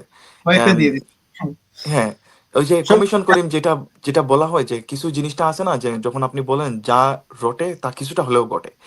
সো কমিশন করে আপনি যখন বলেন, তখন আমি আপনাকে এই যে জিনিস বলি, এটা শুনতে ফানি হইলেও, এটা আপনার ওনার গায়ে লাগলেও, অনেকের গায়ে লাগলেও, এটা এই সত্যটুকু আপনাকে স্বীকার করতে হবে। এই যে জার্সিটা আমি পরে আছি দৌড়ের, হ্যাঁ, আপনি যে লোগো দেখতেছেন, এই জার্সির যে Bangladesh national team football team এবং মানে মহিলা টিম জাতীয় ফুটবল দল, এই যে কিট সরবরাহ করতেছে, কিট দৌড়, ওদের কাছ থেকে বাংলাদেশ ফুটবল ফেডারেশন এক পয়সাও পাচ্ছে না। এটা হচ্ছে খুবই স্যাড একটা ব্যাপার। এই দৌড়ে এই দৌড়ে কিন্তু জাপানিজ একটা কোম্পানি ছিল, ওদেরকে কিন্তু বিট করা হয়েছে। এবং জাপানির এই কোম্পানিটা কিন্তু ওয়ার্ল্ডের কয়েকটা বেশ ভালো ভালো লেভেলের ফুটবল ক্লাবের স্পন্সরের দায়িত্ব আছে। এবং কয়েকজন ফুটবলারেরও মানে খুবই স্পন্সর করে ওরা। সো ওইটা থেকে আমাদের দৌড় বেশি মানে প্রফেশনাল মনে হয়েছে, দৌড়ের ডিলটাই ভালো মনে হয়েছে। দৌড়ের একটা কোম্পানি স্ট্রাকচার হচ্ছে 50 জনের একটা কোম্পানি অথচ দৌড়ের। টাকা বাফুফে পায় না। না না, বাফুফে কোনো টাকা পয়সা পায় না দৌড়ের এই চুক্তি বাবদ, মানে জার্সি বাবদ বাফুফে কোনো টাকা পয়সা পায় না। দৌড়ের ফুল কোম্পানিটার স্ট্রাকচার হচ্ছে 50 জনের মতো। এবং আমরা যে জাপানের যে কোম্পানিটার কথা বলতেছি, ওদের কোম্পানির ইতিহাস আপনি যদি বলি আপনাকে, একটা লাইনে আপনি বলি, 121 বছরের কোম্পানি, 121 বছরের পুরনো কোম্পানি কম্পিট করছে বাংলাদেশের একটা কোম্পানি, সেটা হচ্ছে 50 জনের একজন স্ট্রাকচারাল কোম্পানি। এইটার সাথে কম্পিট করে তারা পারে নাই। বাংলাদেশের এইটা চেতনা ভিত্তিক, এইটা ওদের কমিশন বেসড, যাদেরকে খুশি করতে পারছে ওরাই ডিলটা পাইছে। এইটা গেল একটা ব্যাপার। সেকেন্ড যে ব্যাপারটা আপনি লোগোর কাণ্ডটা আপনি বলেন, হ্যাঁ সম্পর্ক লোগোর একটা কাণ্ডতে বলেন, যে লোগোর ব্যাপারে যদি আমরা ডিসকাশন করি, এটা লং ডিসকাশন, এটা অনেক অনেক অনেক কিছুই আমি আগেই বলছি। দেখেন, লোগোটা হচ্ছে একটা কপি লোগো ছিল, এটা নিয়ে বাফুফে এখন পর্যন্ত, আজ পর্যন্ত কোনো স্টেটমেন্ট দেয় নাই, স্টেটমেন্ট দেয় নাই। কোনো স্টেটমেন্ট দেয় নাই যে এই লোগোটা আমরা ক্লিয়ারিফিকেশন দিতে চাচ্ছি, এইটার না, এইটা এই দিচ্ছে সেই। কিন্তু ফাহাদ করিম সাহেব কিন্তু দিছে এটা, এটা একটা অর্গানাইজেশন করছে এবং they just did it for us for free, এটা ফ্রিতে করে হ্যাঁ, দিছে। এখন আচ্ছা কি করে দিবে রে ভাই, এটা বাফুফের কি টাকা পয়সা নাই, মানে এটা কি কোনো মানে এখন এখন ডোনেশনের আমি এখন আমি আপনাকে এখন আমি টাকা আপনাকে এই কোয়েশ্চেনের আনসার দিই। বাফুফেতে আনবিলিভেবল। বর্তমানে বাফুফেতে বর্তমানে 39 স্পন্সর আছে, কিন্তু দ্যাট মিন 39 স্পন্সর ডিল আছে বর্তমানে বাফুফেতে। এবং একটা লোগো বানাইতে বাংলাদেশ থেকে যদি আউটসোর্সিং করেন, বাংলাদেশ থেকে যদি আপনি লোগোটা বানাই নেন কোনো এজেন্সি থেকে, 5 থেকে 10 হাজার টাকা লাগবে। আমি আপনাকে একটা এক্সাম্পল দিই। আপনারা নিশ্চয়ই জেনে থাকবেন ফাইবার, আপওয়ার্ক বা ফ্রিল্যান্স, এই ধরনের আম, এই ধরনের যে প্ল্যাটফর্মগুলো আছে যারা হচ্ছে ফ্রিল্যান্সিং কাজগুলো করে, ওয়ার্ল্ডের টপ 3 টপ 5 কান্ট্রির মধ্যে একটা হচ্ছে বাংলাদেশ, যারা হচ্ছে ফ্রিল্যান্সিং এর সারা ওয়ার্ল্ডের মধ্যে one of the best best country, যারা হচ্ছে বেস্ট ফ্রিল্যান্সার গুলা বাংলাদেশ থেকেই উঠে আসছে। ওই ওই যে ফ্রিল্যান্সার বা ধরেন আপনার ফাইবার বা আপওয়ার্ক, এইখানে যদি আপনি একটা লোগো বানাইতে দেন, আপনার মিনিমাম ধরেন $10 অথবা হাইয়েস্ট আপনার $50 অথবা $500, এইটা আপনার খরচ হবে। ধরেন আমি যদি বাংলাদেশের মানে কারেন্সিতেই যদি বলে, আপনার 10,000 টাকা 20,000 টাকা খরচ হইতে পারে যদি আপনি টপ লেভেলের একটা কি বানাইতে চান, লোগো বানাইতে চান। বাফুফে এই পথে না হাইটা কি করলো, এক্স ইন্টিগ্রেটেড যে কোম্পানিটার কাছে গেল, ওর কাছে বললো যে ফ্রিতে বানাই দেবে। এখন আমার কোয়েশ্চেন হচ্ছে ওই কোম্পানির কাছে, যে আপনারা ফ্রিতে কেন বানাই দিলেন? বাফুফের কি টাকা পয়সা নাই? বাফুফের তো টাকা পয়সা ঠিকই আছে, আপনারা কি জন্য ফ্রিতে বানাই দিচ্ছেন? নিশ্চয়ই আপনাদেরকে এখানে স্বার্থ আছে। আপনারা কি নেক্সট বাফুফের কোনো একজন কমিটিতে ঢুকতে চাচ্ছেন, নাকি বাফুফের কোনো মিডিয়া টিমের কাউ আপনার পরিচিত আছে, নাকি মিডিয়া টিমের আপনার এই কোম্পানিটা মিডিয়া টিমের কারোরই কোম্পানি? আপনারা এই জিনিসগুলো খুলাসা করেন সবার সামনে। ফার্স্ট অফ অল, আপনারা একটা কোম্পানি, একটা প্রতিষ্ঠান, আপনারা প্রফেশনালি ডিল করলেন এই জিনিসগুলা, আপনারা কেন ফ্রিতেই একটা ডিলে আগ্রহী হবেন? এটা কি শুধুমাত্র দেশের জন্য? দেশের জন্য তাইলে তো বাংলাদেশের 1,000 2,000 কোম্পানি যেগুলো স্টক এক্সচেঞ্জে আছে, তারা হয়তো বলবে যে আমি বাংলাদেশ ন্যাশনাল টিমের দায়িত্ব নিয়ে নিলাম ফ্রিতে, আমি বাংলাদেশ জাতীয় দলকে 200 কোটি টাকা দিব, 100 কোটি টাকা দিব। এটা কি সম্ভব ভাই? এটা সম্ভব না। ফুটবল হচ্ছে একটা বাণিজ্য, একটা ফুটবল একটা মার্কেটিং এর জায়গা, একটা বিজনেসের জায়গা। এই বিজনেসের জায়গা, মার্কেটিং এর জায়গা থেকে আপনি প্রফেশনালিজম করবেন, পাশাপাশি আপনি আপনার মূল্যটা ঠিকই বুঝাই নেবেন। সেই জায়গা থেকে লোগো যারা বানাই দিছে, এইখানে একটা গাপলা আছে, একটা কেলেঙ্কারি আছে, শুভঙ্করের ফাঁকি আছে। এটা আমরা আগে থেকেই বলে আসতেছি, ওনারা এটা খুলাসা করুক যে কি জি জন্য, কি উদ্দেশ্যে ওনারা এই জিনিসটা ফ্রিতেই দিবে। বাফুফেই জি বা কেন ফ্রিতে নিল? আচ্ছা, অবশ্যই। সো এই এই গেল যে একটা ব্যাপার। ফ্রিতে বানিয়ে দেয়া এবং ফ্রিতে কাজটা করিয়ে নেয়া, এটা তো মানে এটা প্রাইভেট কোনো অর্গানাইজেশন না। বাফুফে তো একটা দেশের একটা ফুটবল ফেডারেশন। হ্যাঁ, সো সেটাই। এইটা তো কোনো ডোনেশনের টাকায় চলে না। সো ফাহাদ করিম সাহেব যখন আনপ্রফেশনাল কাজ করেন এবং তিনি যখন মিডিয়ায় এসে ক্যামেরার সামনে ওনার যে 4টা না 40টা ক্যামেরা, যে বিষয়টা হাইপটা একটু আছে, উনি যে বিষয় নিয়ে একটু বেশি ভাইরাল, ওই আচ্ছা, ক্যামেরার সরি সামনে আমি আসার একটু ইন্টারাপ্ট করি, যে একটু ইন্টারাপ্ট করতেছি, সরি। ইব্রাহিম স্বাধীন ভাই আমাদেরকে অনেকক্ষণ অনেকক্ষণ থেকেই লাইভটা দেখতেছেন। উনি আসলে কয়েকটা কমেন্ট করছেন, আমরা আসলে জি জি জি রিপ্লাই গুলা করতে পারি নাই। উনি একটা কমেন্ট রিসেন্টলি একটা কমেন্ট করছেন, যেটা হচ্ছে আমরা সকলে ফুটবলকে এগিয়ে নিয়ে যেতে চাই, স্বয়ং ফুটবল ফেডারেশন কি সেটা চায় না। উনি আসলে জানতে চাচ্ছেন আমাদের কাছে এই জিনিসটা কি। আপনি যদি জি এক লাইনে আনসার চান, আমি বলবো যে ফুটবল ফেডারেশন আসলে চায় না যে আমাদের আম, একটা আমাদের মতো একটা ফুটবলিং নেশন আসলে মানে খুব টপ লেভেলে ফুটবল খেলুক, এটা আসলেই চায় না। কি জন্য চায় না, এটার উত্তর আছে আসলে আমরা এই ডিসকাশনেই আপনি শুনতে পাবেন। হ্যাঁ, পেয়ে যাবেন। যদি এই মানে এই ভালোটা যদি চাইতো, তাহলে সব জিনিসগুলা প্রফেশনালি মানে ডান হইতো আর কি। সো আমি যেটা সেটাই। বলছিলাম ফাহাদ করিম সাহেবের বিষয়ে, যিনি, আমি জানি না পর্দার আড়ালে উনি কি কাজ করেন, বাট যখন তিনি মিডিয়ার সামনে আসেন, ক্যামেরা ওনার ফেসের সামনে ধরলেই ওনার ধাপ্পা শুরু হয়ে যায়, মানে বড় বড় কথা। উনি জি, উনি যেটা উনি উনি মিডিয়ার সামনে কথা বলতে পছন্দ করেন, এটা একটা ব্যাপার, আনপ্রফেশনাল, এটা জি পজিটিভ জিনিস। আনপ্রফেশনালিজম নিয়ে আমরা কথা বলছিলাম, যেটা সব থেকে বেশি কিন্তু ফাহাদ করিম সাহেবের মাঝে আমরা দেখতে পাচ্ছি, যে লোগো এবং স্পন্সর নিয়ে যেটা তিনি করলেন।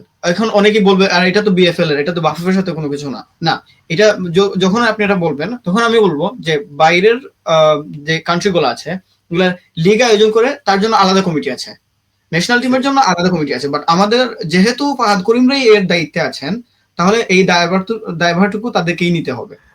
না সো দেখেন, এখানে একটা জিনিস একটু কারেকশন আপনাকে করি, সেটা হচ্ছে বাংলাদেশ ফুটবল লিগ যেটা মানে বিএফএল এর যে কমিটিটা আছে, স্ট্যান্ডিং কমিটি আছে, ওইখানে আমাদের আরেকজন সহসভাপতি, সিনিয়র সহসভাপতি জনাব ইমরুল হাসান সাহেব আছেন। সো জি এইটা হচ্ছে ইমরুল হাসান সাহেব হচ্ছেন লিগ কমিটির চেয়ারম্যান, আমি যদি ভুল না করে জি থাকি। জি সো বাট আমার মনে হয় ফাহাদ করিম সাহেবও আছেন ওই কমিটিতে, এবং spoke person, as a spoke person হিসেবে মিডিয়ার এই জিনিসটা উনি যেহেতু এই জিনিসটা ডিল করেন, সো জি, এটার জন্য আসলে উনি উনি যেহেতু উনি ওনার সবসময় হস্তক্ষেপ লাইমলাইটে আসেন। দায়ভারটুকু ওনার নেওয়া দরকার। হ্যাঁ তো হ্যাঁ, অবশ্যই অবশ্যই। যখন তিনি আনপ্রফেশনাল কাজ করবেন, আবার মিডিয়ার সামনে এসে প্রফেশনালিজম নিয়ে কথা বলবেন, এই যে তখন একজন কিন্তু কমেন্ট, উনি মেহেদী ভাই তো এটাই কমেন্ট করছেন যে ফাহাদ করিম জি, প্রফেশনালিজমের কথা বলেন, আবার উনারা ফ্রিতে কাজ করায়, এটা কাজ কোন ধরনের প্রফেশনালিজম, ওইটা উনারা অনেকেই কমেন্ট করতেছেন আসলে। ওইটাই আমরা ডিসকাস করলাম একটু আগে আর কি। জি। হ্যাঁ সো এই মানে কথা বলে শেষ করার মতো না আমাদের আনপ্রফেশনাল অ্যাক্টিভিটিস যেগুলো হয়ে আসছে অনেক আগ থেকে। সো এগুলোর অ্যাকচুয়ালি কোনো সলিউশন কে মানে আমরা বের করে আনতে পারবো ইন ফিউচার, যেহেতু আমাদের একটা টার্গেট নিয়ে আসছি। সো এখানে আরো একটি বিষয় আমার মাথায় আসছে এখন, আমাদের ফুটবলটা অ্যাকচুয়ালি কি, শুধু কি খেলেই যাওয়া, নাকি আমাদের কোনো একটা ডেস্টিনেশন সেট করা আছে যে আমরা ওই পর্যন্ত যেতে চাই? হতে পারে এশিয়া কাপ, হতে পারে ওয়ার্ল্ড কাপ। কেন এই কথাটা বললাম, কারণ যদি আমাদের কোনো টার্গেটই না থাকে, সো আমরা শুধু এই ফুটবলটাই খেলে যাব, মানে স্বামী চম আসবে, ওর বয়স 30 হবে, 35 হবে, 40 হবে, সে একরকম ঝরে যাবে। দেখেন হামজার বেলা আমি কাজম সহ সেম। সো আমাদের যদি কোনো টার্গেটই না থাকে, আমরা যদি কোনো টার্গেট অ্যাকচুয়ালি যদি আমাদের কোনো ডেস্টিনেশন থাকে যে আমরা 2030 ওয়ার্ল্ড কাপটা খেলবো, সো তখন আমাদের কাজের গতিটা ওই পর্যন্ত থাকবে। এখন ধরেন আপনার 1 ঘন্টা হাতে সময় আছে, আপনি 1 ঘন্টার মধ্যে আপনি একটা শহর থেকে অন্য শহরে যেতে চান, you will choose the fastest route, of course. হতে 100% পারে এটা 100%। ফ্লাইট, হতে পারে train, but you will go for the fastest one. So of course. আমাদের যখন কোনো টার্গেটই নাই, তখন কিন্তু আমাদের কোনো গতি নাই, আমরা চলছে তো চলছেই। সো এই সেটাই, বিষয়টা এখন আমি যদি আমাদের আপনাকে বলি যে হ্যাঁ, দেখেন এই জায়গাটুকুতে আমি খুবই খুবই ডিসঅ্যাপয়েন্টেড, খুবই খুবই ফ্র্যাঙ্কলি আমি এটা আপনাদের এটা পাবলিকলি লাইভ হচ্ছে, আমি পাবলিক লাইভে আমি জিনিসটা খুবই ফ্র্যাঙ্কলি জিনিসটা বলি। দেখেন এটা আপনারা পলিটিক্যাল ভাবে নিয়েন না, যে জিনিসটা আমি বলতেছি সেটা হচ্ছে আমার জানা মতে, মানে আমার ফাইন্ডিং থেকে ওয়ার্ল্ডের 2জন মাত্র মানুষ যারা হচ্ছে ফুটবল ফেডারেশনের দায়িত্বে আছে এবং গভর্নমেন্টের গুরুত্বপূর্ণ দায়িত্বে আছে অথবা গুরুত্বপূর্ণ দায়িত্বের জন্য লড়ছে, মাত্র ওয়ার্ল্ডের 2জন মানুষকে আমি পাইছি। এর মধ্যে একজন হচ্ছে আমাদের ফুটবল ফেডারেশনের সভাপতি তাবিতাবল সাহেব। উনি হচ্ছে ওনার রাজনৈতিক যেই মতাদর্শ আছে এটা থাকতেই পারে, উনি একটা রাজনৈতিক ফ্যামিলি থেকে বিলং করেন, এটা একটা অন্য ব্যাপার। কিন্তু দেখেন উনি কিন্তু ফুটবল ফেডারেশনের সাথে অনেক আগে থেকেই আছে এবং আমরা ওনাকে একজন যোগ্য ক্যান্ডিডেটই মনে করি ফুটবল ফেডারেশনের জন্য। উনি যতটুকু মানে কাজ করতে পারবেন বা যতটুকু যেই ক্যালিবারের কাজ উনি জানেন এবং উনার ফুটবল যতটুকু নলেজ আছে, উনি নিজেই ব্যক্তিগত লেভেলের মানে ব্যক্তিগত জীবনে ফুটবল খেলছেন। সো ফুটবলের সাথে একটা সম্পর্ক উনার আছেই। হ্যাঁ, এখন জি, দেখেন ফুটবলের সাথে যদি আপনি কম্পেয়ার করেন যে আপনার ডেস্টিনেশনটা কি হবে, আপনি কতটুকু আগায় নেবেন, এইটা আপনার একটা গোল সেট আপনি তৈরি করতেই হবে ফার্স্ট অফ অল। এখন গতকালকে আমার একটা জিনিস খুবই ভালো লাগছে, আমাদের ক্রীড়া উপদেষ্টা উনি আসিফ মাহমুদ সজীব ভুইয়া, উনি কিন্তু একটা কর্পোরেট ইভেন্টে ওনারা ফুটবল ম্যাচ আয়োজন করছিলেন বা এরকম টুর্নামেন্ট ছিল। সো এই টুর্নামেন্টে উনি পরে স্টার প্লেকে উনি একটা স্টেটমেন্ট এইভাবে দিয়েছেন যে আমরা নেক্সট 10 বছরে শুধু এশিয়া কাপে কোয়ালিফাই করব না, আমরা ওয়ার্ল্ড কাপের জন্য কোয়ালিফাই করব। এবং আমি পার্সোনালি বিলিভ করি এটা পসিবল।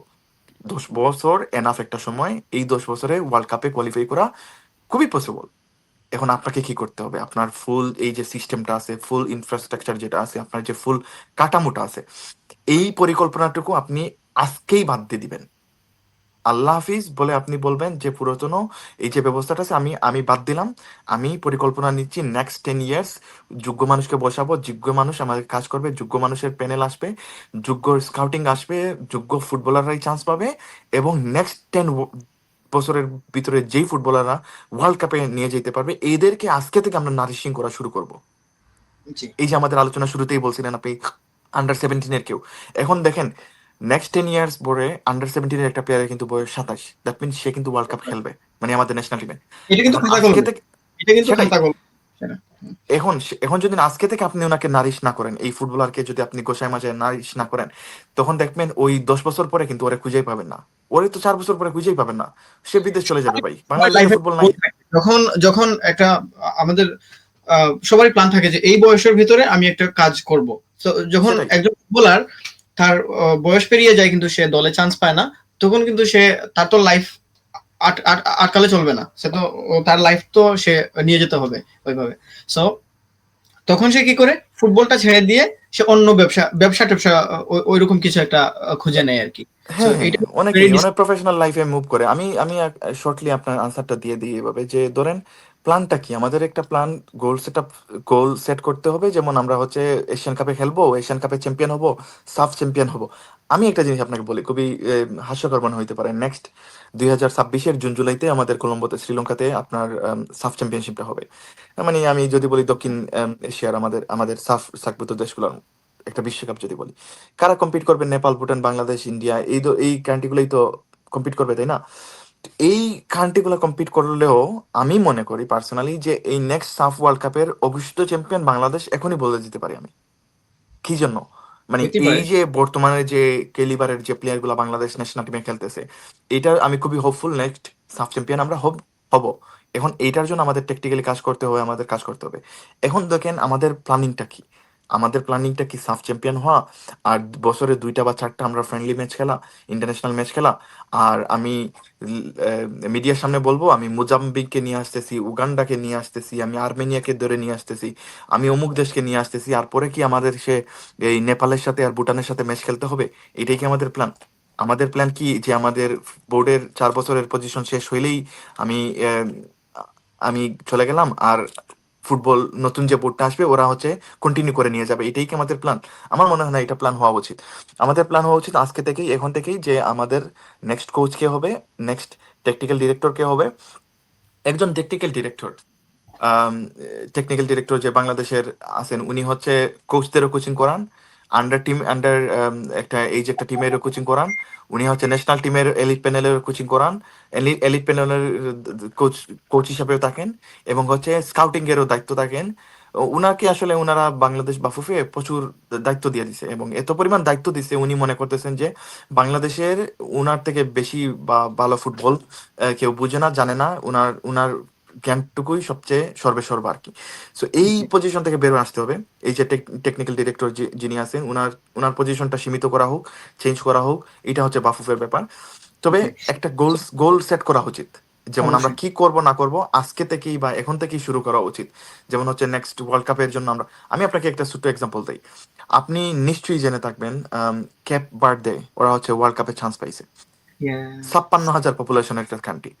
আরেকটা আরেকটা আরেকটা আরেকটা কুরাসাও একটা টিম, হাইতি, এরা হচ্ছে ওয়ার্ল্ড কাপের জন্য কম্পিট করতেছে। এরা যে ওয়ার্ল্ড কাপে যাবে, এবং কুরাসাও এবং আরেকটা কান্ট্রির নাম ছিল সুরিনাম, এরা হচ্ছে ওয়ার্ল্ড কাপের জন্য মোটামুটি কনফার্ম করে ফেলছে।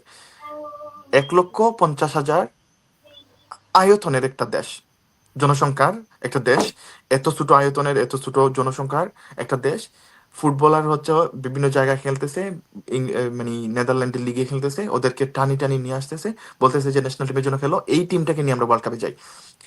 7 বছর 8 বছরের প্ল্যানিং, ওরা কিন্তু 20 বছরের প্ল্যানিংও করে নাই, না। কিন্তু ওয়ার্ল্ড কাপে চান্স পেয়ে গেছে। আমরা কি জন্য পারতেছি না? আমাদের কি আপনি বলবেন টাকার অভাব?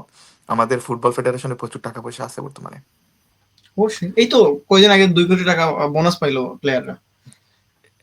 সো এই জিনিসগুলা উনারা আছেই, যে টাকা পয়সার কোনো সমস্যা, অর্থনৈতিক সমস্যা আমি মনে করি না। আমি মনে করি যে এই সমস্যাটা সেটা হচ্ছে ইচ্ছার অভাব, যে আমাদের ফুটবলটা যেটা আমরা আগায় যাক। সেটাই, যে আরো প্রফেশনালি কিভাবে ডিল করা যায়। মেহেদি ভাই আরেকটা কোয়েশ্চেন করছেন, ওই দেশ প্লেয়ার গুলা অরিজিন এন্ড গুড ক্লাব আছে, ক্লাবে খেলে। হ্যাঁ, খেলে। হ্যাঁ, সেটাই। সো এই প্লেয়ার গুলা যে অরিজিন প্লেয়ার, এটা যদি আপনি বাংলাদেশে বলেন, এটা আসলে বাংলাদেশ ফুটবল ফেডারেশন এটা আপনাকে সুন্দর চোখে দেখবে না। বলবে হ্যাঁ, অরিজিন ফুটবলাররা আসলে আম, কোটায় খেলবে কেন, ওরা হচ্ছে অরিজিন ফুটবলার। ভাই এরা বাংলাদেশি পাসপোর্টধারী, এরা বাংলাতে কথা বলে। আমাদের সমীর সোমকে আপনি যখন জিজ্ঞেস করেন এই এ কি বাংলা বুঝে, সমীর সোমই কিন্তু নিজে থেকে বলে হ্যাঁ আমি বাংলা বুঝি। আপনি ভালোই আমাকে বুঝি। বলেন বাংলাতে কি বলবেন বলেন। ও কিন্তু ইংলিশে কথা বলে না, হামজা ভাই সিলেটের ভাষায় কথা বলে। তো হ্যাঁ, চেষ্টা এই, করে শুদ্ধ বাংলা বলার হ্যাঁ, চেষ্টা করে। We are doing. সেটাই, জি, সেটাই। সো অরিজিন ফুটবলার যদি যায়, আর বাংলাদেশের ফুটবলের মানটা যদি উন্নত হয়, তাইলে বাংলাদেশের ফুটবলে অরিজিন প্লেয়ার গুলাই থাকবে। ও ঠিকই। এটাতে আপনাদের এটা, আর অরিজিন জিনিসটা কি আমি এটা বুঝতে পারলাম না।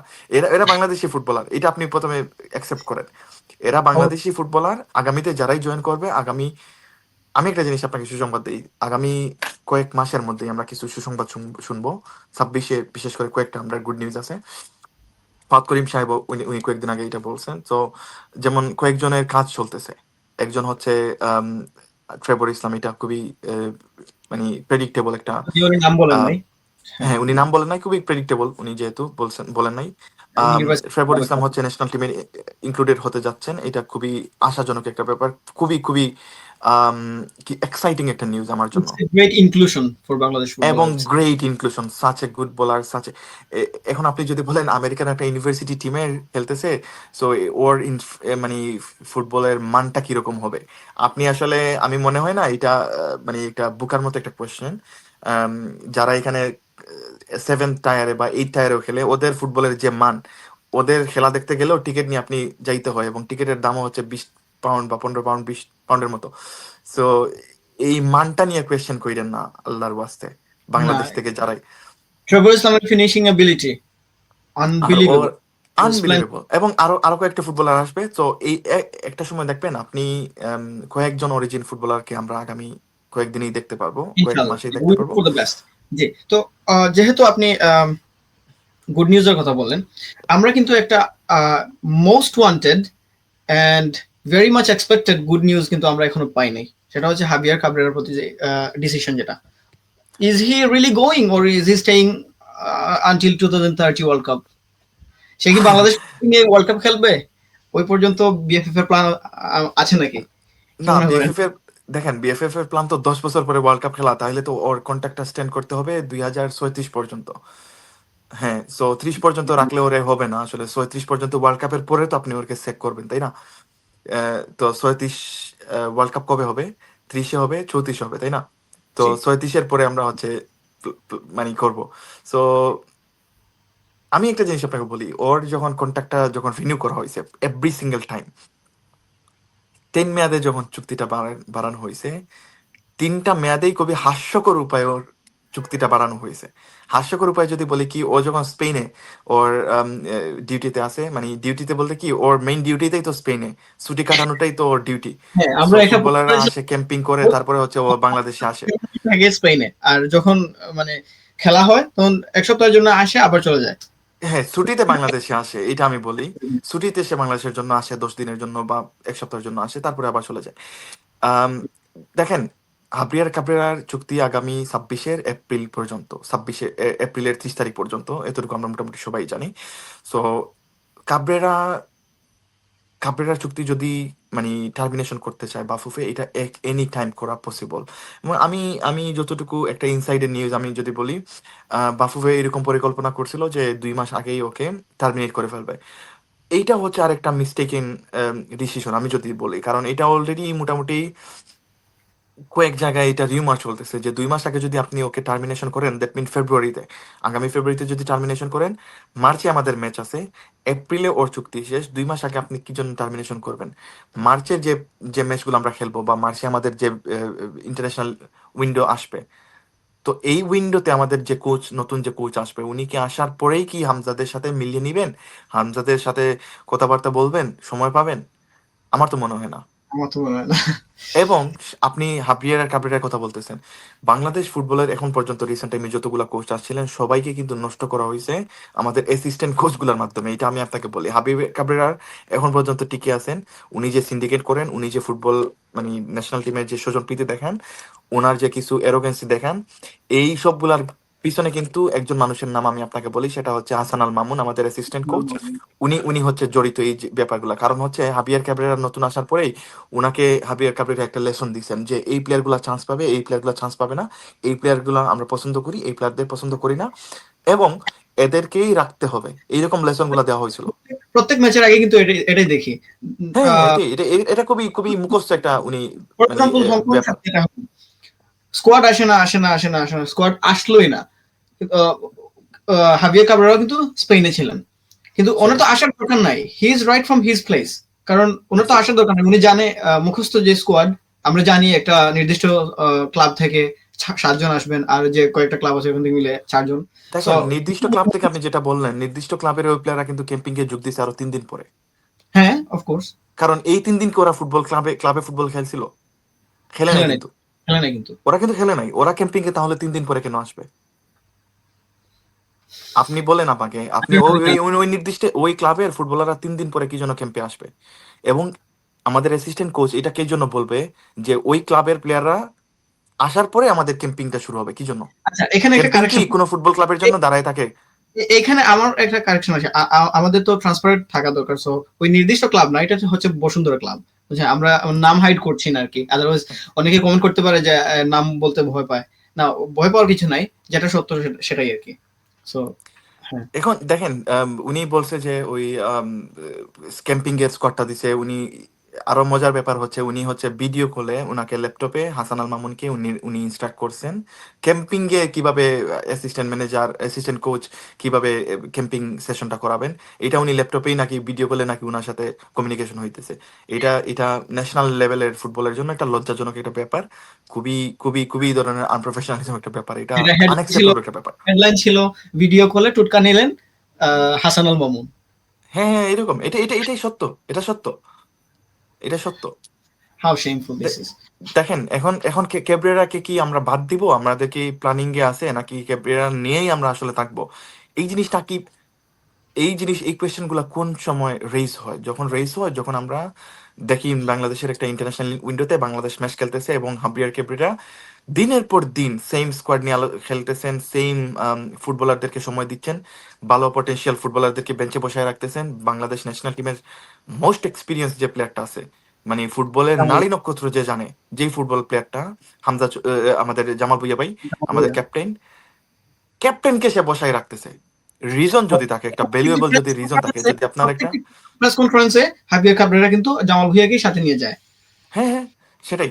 উনি তিনি যখন, আমি আরেকটা জিনিস বলি, আমি যদি বলি, ধরেন হামজা চৌধুরীর ইনক্লুশন, শামীম সম্মিতের ইনক্লুশনে কিন্তু বাংলাদেশ ফুটবল টিমের আজকে পর্যন্ত গত 10 বছরের যে ট্র্যাক রেকর্ড, বাজে হোক ভালো হোক, জামাল ভুঁইয়ার যে অবদানটুকু এটাও কিন্তু মুছে যায় না, অস্বীকার এবং এটা হাইড হয় না। অবশ্যই না। ঠিক আছে? তো এই জিনিসগুলা যখন আমাদের একটা ন্যাশনাল টিমের কোচ করে, তখন এইটা নিয়ে আসলে খুবই ডাউটফুল কিছু আলোচনা হয়, যেমন এই যে কোয়েশ্চেন গুলো রেইজ এই যে হবেই। আমি জামাল ভুঁইয়াকে নিয়ে একটু কথা বলতে চাই। এই যে আমরা আজকে ফুটবল নিয়ে কথা বলছি বা আমাদের একটা স্বপ্ন বাস্তবায়নের একটা প্ল্যান আমরা করছি, এই ইটস বিকজ আমাদের ফুটবলটা এখনো জীবিত আছে। এই মৃতপ্রায় ফুটবলকে জীবিত রাখার যে ক্রেডিটটা, এটা আমি শুধু জামাল ভুঁইয়াকেই দিতে চাই। উনি অনেক সাফার করছে, অনেক বেশি সাফার করছে। And সেটাই, এটা এটা আমি আরেকদিন বলছিলাম জি, ওইখানে যে উনি ওনার কিন্তু যে stick স্ট্রাগলটা। করে রাখছে। জি, হ্যাঁ। ওই তো ক্রেডিটটুকু আমি দিতে চাই।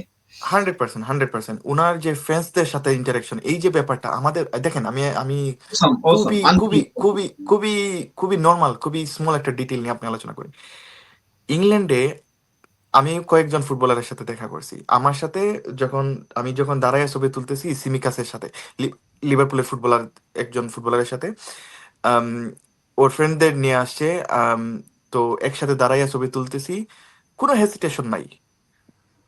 লিভারপুলের ফুটবলারদের সাথে ওইখানে আমার দেখা হচ্ছে, আমি ভিডিও করতেছি, ওরা ওদেরকে কোয়েশ্চেন করতেছি, ওরা হাই হ্যালো দিচ্ছে। লিভারপুলের কোচের সাথে ইংল্যান্ডের ন্যাশনাল টিমের ফুটবলার দুজনের সাথে আমি হাই হ্যালো ইন্টারাকশন করছি একদম। কয়েকদিন আগে আপনি জানবেন, লন্ডন ব্রিজে একটা বাসে করে রিও ফার্ডিনান্ড উনি আসতেছেন, আমাদের বাংলাদেশি একটা ভাই, সে বাসে ছিল। সে দেখছিল যে এটা রিও ফার্ডিনান্ড নাকি। সো সে বলতেছে, Rio Rio is it you? সে বলতেছে যে তুমি একটু চুপ করো, হাঁটা শুরু করো, আমাকে এখানে দাঁড়াইও না, মানুষ ছবি তুলবে। কিন্তু ওই যে ওর সাথে কিন্তু দাঁড়াই বলতেছে যে ঠিক আছে, তোমার সাথে ছবি তুলতে পারতেছি না, তুমি হাঁটো। কিন্তু এই যে ইন্টারাকশন উইথাউট প্রোটোকল, এই জিনিসটা বাংলাদেশের অনেক ফুটবলার কিন্তু জানে না, এই কালচারটুকু বিশ্বাস করে না। হামজা ভাই, সমিত সোম, বা এই ধরনের যে ফুটবলার যা কিউবা যারা আছে, এরা হচ্ছে এখন পর্যন্ত অভ্যস্ত হতে পারে নাই যে বাংলাদেশ ফুটবল ফ্যানদের সাথে কিভাবে ইন্টারাকশন করতে হয়। আমি একটা ভিডিওর কথা বলি, যখন হোটেল হোটেল দিয়ে যখন টিম ম্যানেজারের সাথে যখন হামজা ভাই যাচ্ছিলেন, তখন আম, হামজা ভাই বলতেছিলেন, যখন ম্যানেজারকে বলতেছে যে দেখেন কত মানুষ আমাকে দেখতে আসছে, আমি কি যাব? সো টিম ম্যানেজার বলতেছে যে তুমি যাবা, যাও, আচ্ছা ঠিক আছে যাও। তখন দেখেন একটা ছোট একটা ছেলে, সে কিন্তু হামজা ভাইয়ের জন্য খুবই মাদ্রাসার স্টুডেন্ট সম্ভবত, সে Yes, পাঞ্জাবিটা absolutely. দেখছিলেন। সে কিন্তু হামজা ভাইয়ের কাছে গেছিল এবং হামজা ভাই ওর সাথে আসছিলেন, ছবি টবি তুলছিলেন এরকম।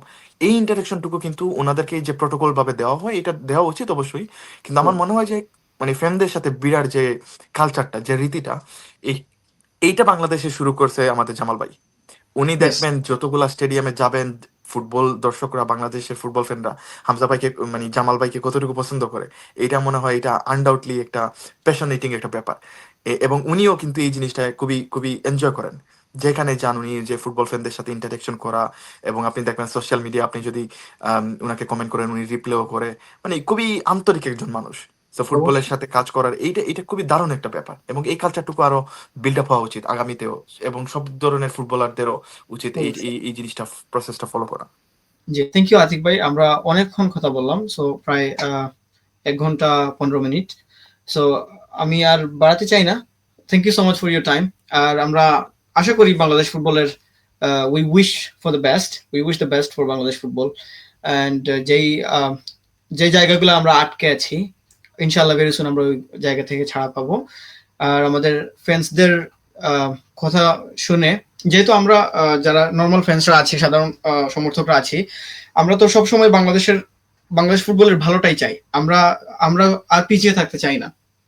দেখুন, বাংলাদেশে কিন্তু একটা কি বলে এটাকে, গণ অভ্যুত্থান হয়েছে। গণ অভ্যুত্থানের পরে সবকিছুর একটা নতুন শুরু হয়েছে। সো আমাদের ফুটবলে ওইরকমই একটা নতুন শুরু, কিন্তু যেই জায়গায় নতুন শুরুটা হওয়ার ছিল ওই জায়গায় নতুন শুরুটা হয় নাই।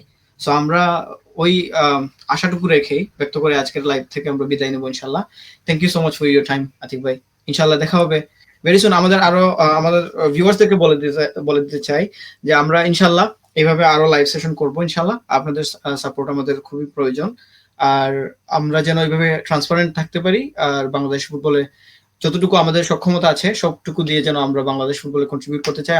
আমাদেরকে দোয়ায় রাখবেন, আর বাংলাদেশ ফুটবলকে ভালোবেসে যাবেন। আপনারা মানে আরো অনেক আনপ্রফেশনালিজম ফেস করার জন্য আমাদেরকে রেডি থাকতে হবে, কিন্তু আমরা হার মানবো না ইনশাআল্লাহ। সো আমরা বাংলাদেশ ফুটবলকে নিয়ে চিন্তা চালিয়ে যাব। We will keep wishing the best for Bangladesh football ইনশাআল্লাহ।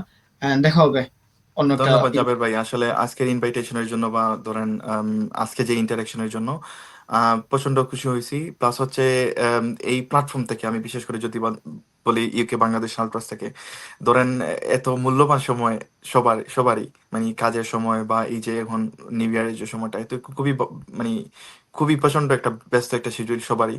তো এই সময়ের মধ্য থেকে ইউকে বাংলাদেশ আলট্রাস যেভাবে ফুটবলের সাথে কানেক্টেড আছে, বা যে বিভিন্নভাবে আপডেট করার চেষ্টা করতেছে, এটা ভেরি খুবই টাফ, প্রশংসনীয় একটা কাজ। খুবই টাফ ভেরি একটা টাফ। বিষয়, খুবই টাফ একটা জার্নি, এবং যেভাবে জার্নিটা কন্টিনিউ করতেছে, এটা আসলে এটা এটা এই ধারাটা অব্যাহত থাকুক, এতটুকু আমি উইশ করব। এবং ইউকে ফুটবল আল্ট্রাসের সাথে আম, ধরেন যারা জড়িত আছেন, আপনারা যারা, বা আমাদের যারা আজকে লাইভে যারা যুক্ত ছিলেন, যেমন মেহেদী হাসান ভাই, কয়েকজনের নাম আমি বলতে চাই যে ওনারা একদম শুরু থেকে একদম শেষ পর্যন্ত ছিলেন। জি, মেহেদী হাসান ভাই ছিলেন, নাজমুস সাকিব রাহি ভাই ছিলেন, তারপরে হচ্ছে ইয়াসিন নামে আরেকজন ছিলেন, ইব্রাহিম ভাই ছিলেন, ইব্রাহিম স্বাধীন। আম, যারাই মোটামুটি আমাদের, ইয়াসিন সর্দার নামে আরেকজন ছিলেন। মোটামুটি যারা আমাদের আজকে লাইভে উপস্থিত ছিলেন, যারা আমাদের এতক্ষণ পর্যন্ত এই যে ফুটবলের জন্যই আসলে এই যে বেকার বকবক করা যেগুলো আমরা করলাম এতক্ষণ, বুঝতেছিলাম তো। সেটাই, এই যে বকবক, এটা এই যে এই কোনো মূল্যহীন একটা বকবক আর কি। যাই হোক, এতটুকু যতক্ষণ আমাদের সাপোর্ট দিচ্ছেন, আসলে এটা খুবই অনারেবল একটা ব্যাপার। এবং হোপফুলি আপনারা এই প্রোগ্রামগুলো আরো চালাই নেবেন, ইনশাল্লাহ আমাকে পাবেন, আগামীতেও পাবেন। আপনাদের অন্য কোনো অতিথির সাথে নিশ্চয়ই অবশ্যই দেখা হবে অন্য একদিন লাইভে। এবং বাংলাদেশ ফুটবল দীর্ঘজীবী হোক, বাংলাদেশের ফুটবল অনেক দূর আগায় যাক, বাংলাদেশের ফুটবল একসময় বিশ্বকাপ খেলুক, এই কামনা আসলে করি। ভেরি সুন, ভেরি সুন এই টার্গেটটুকু আমাদের রাখতে হবে। ভেরি সুন আমরা ইনশাল্লাহ, বিশ্বকাপ খেলবো ইনশাল্লাহ। ইনশাল্লাহ। আমরা ওই টার্গেটই আগাচ্ছি ইনশাল্লাহ। ধন্যবাদ থ্যাংক ইউ জাভেদ সো ভাই। Much. Thank you so much all viewers. Thank you. দেখা হবে ওকে, অন্য কোনো সালাম লাইভ আলাইকুম। স্ট্রিম। Thank you. আসসালামু আলাইকুম।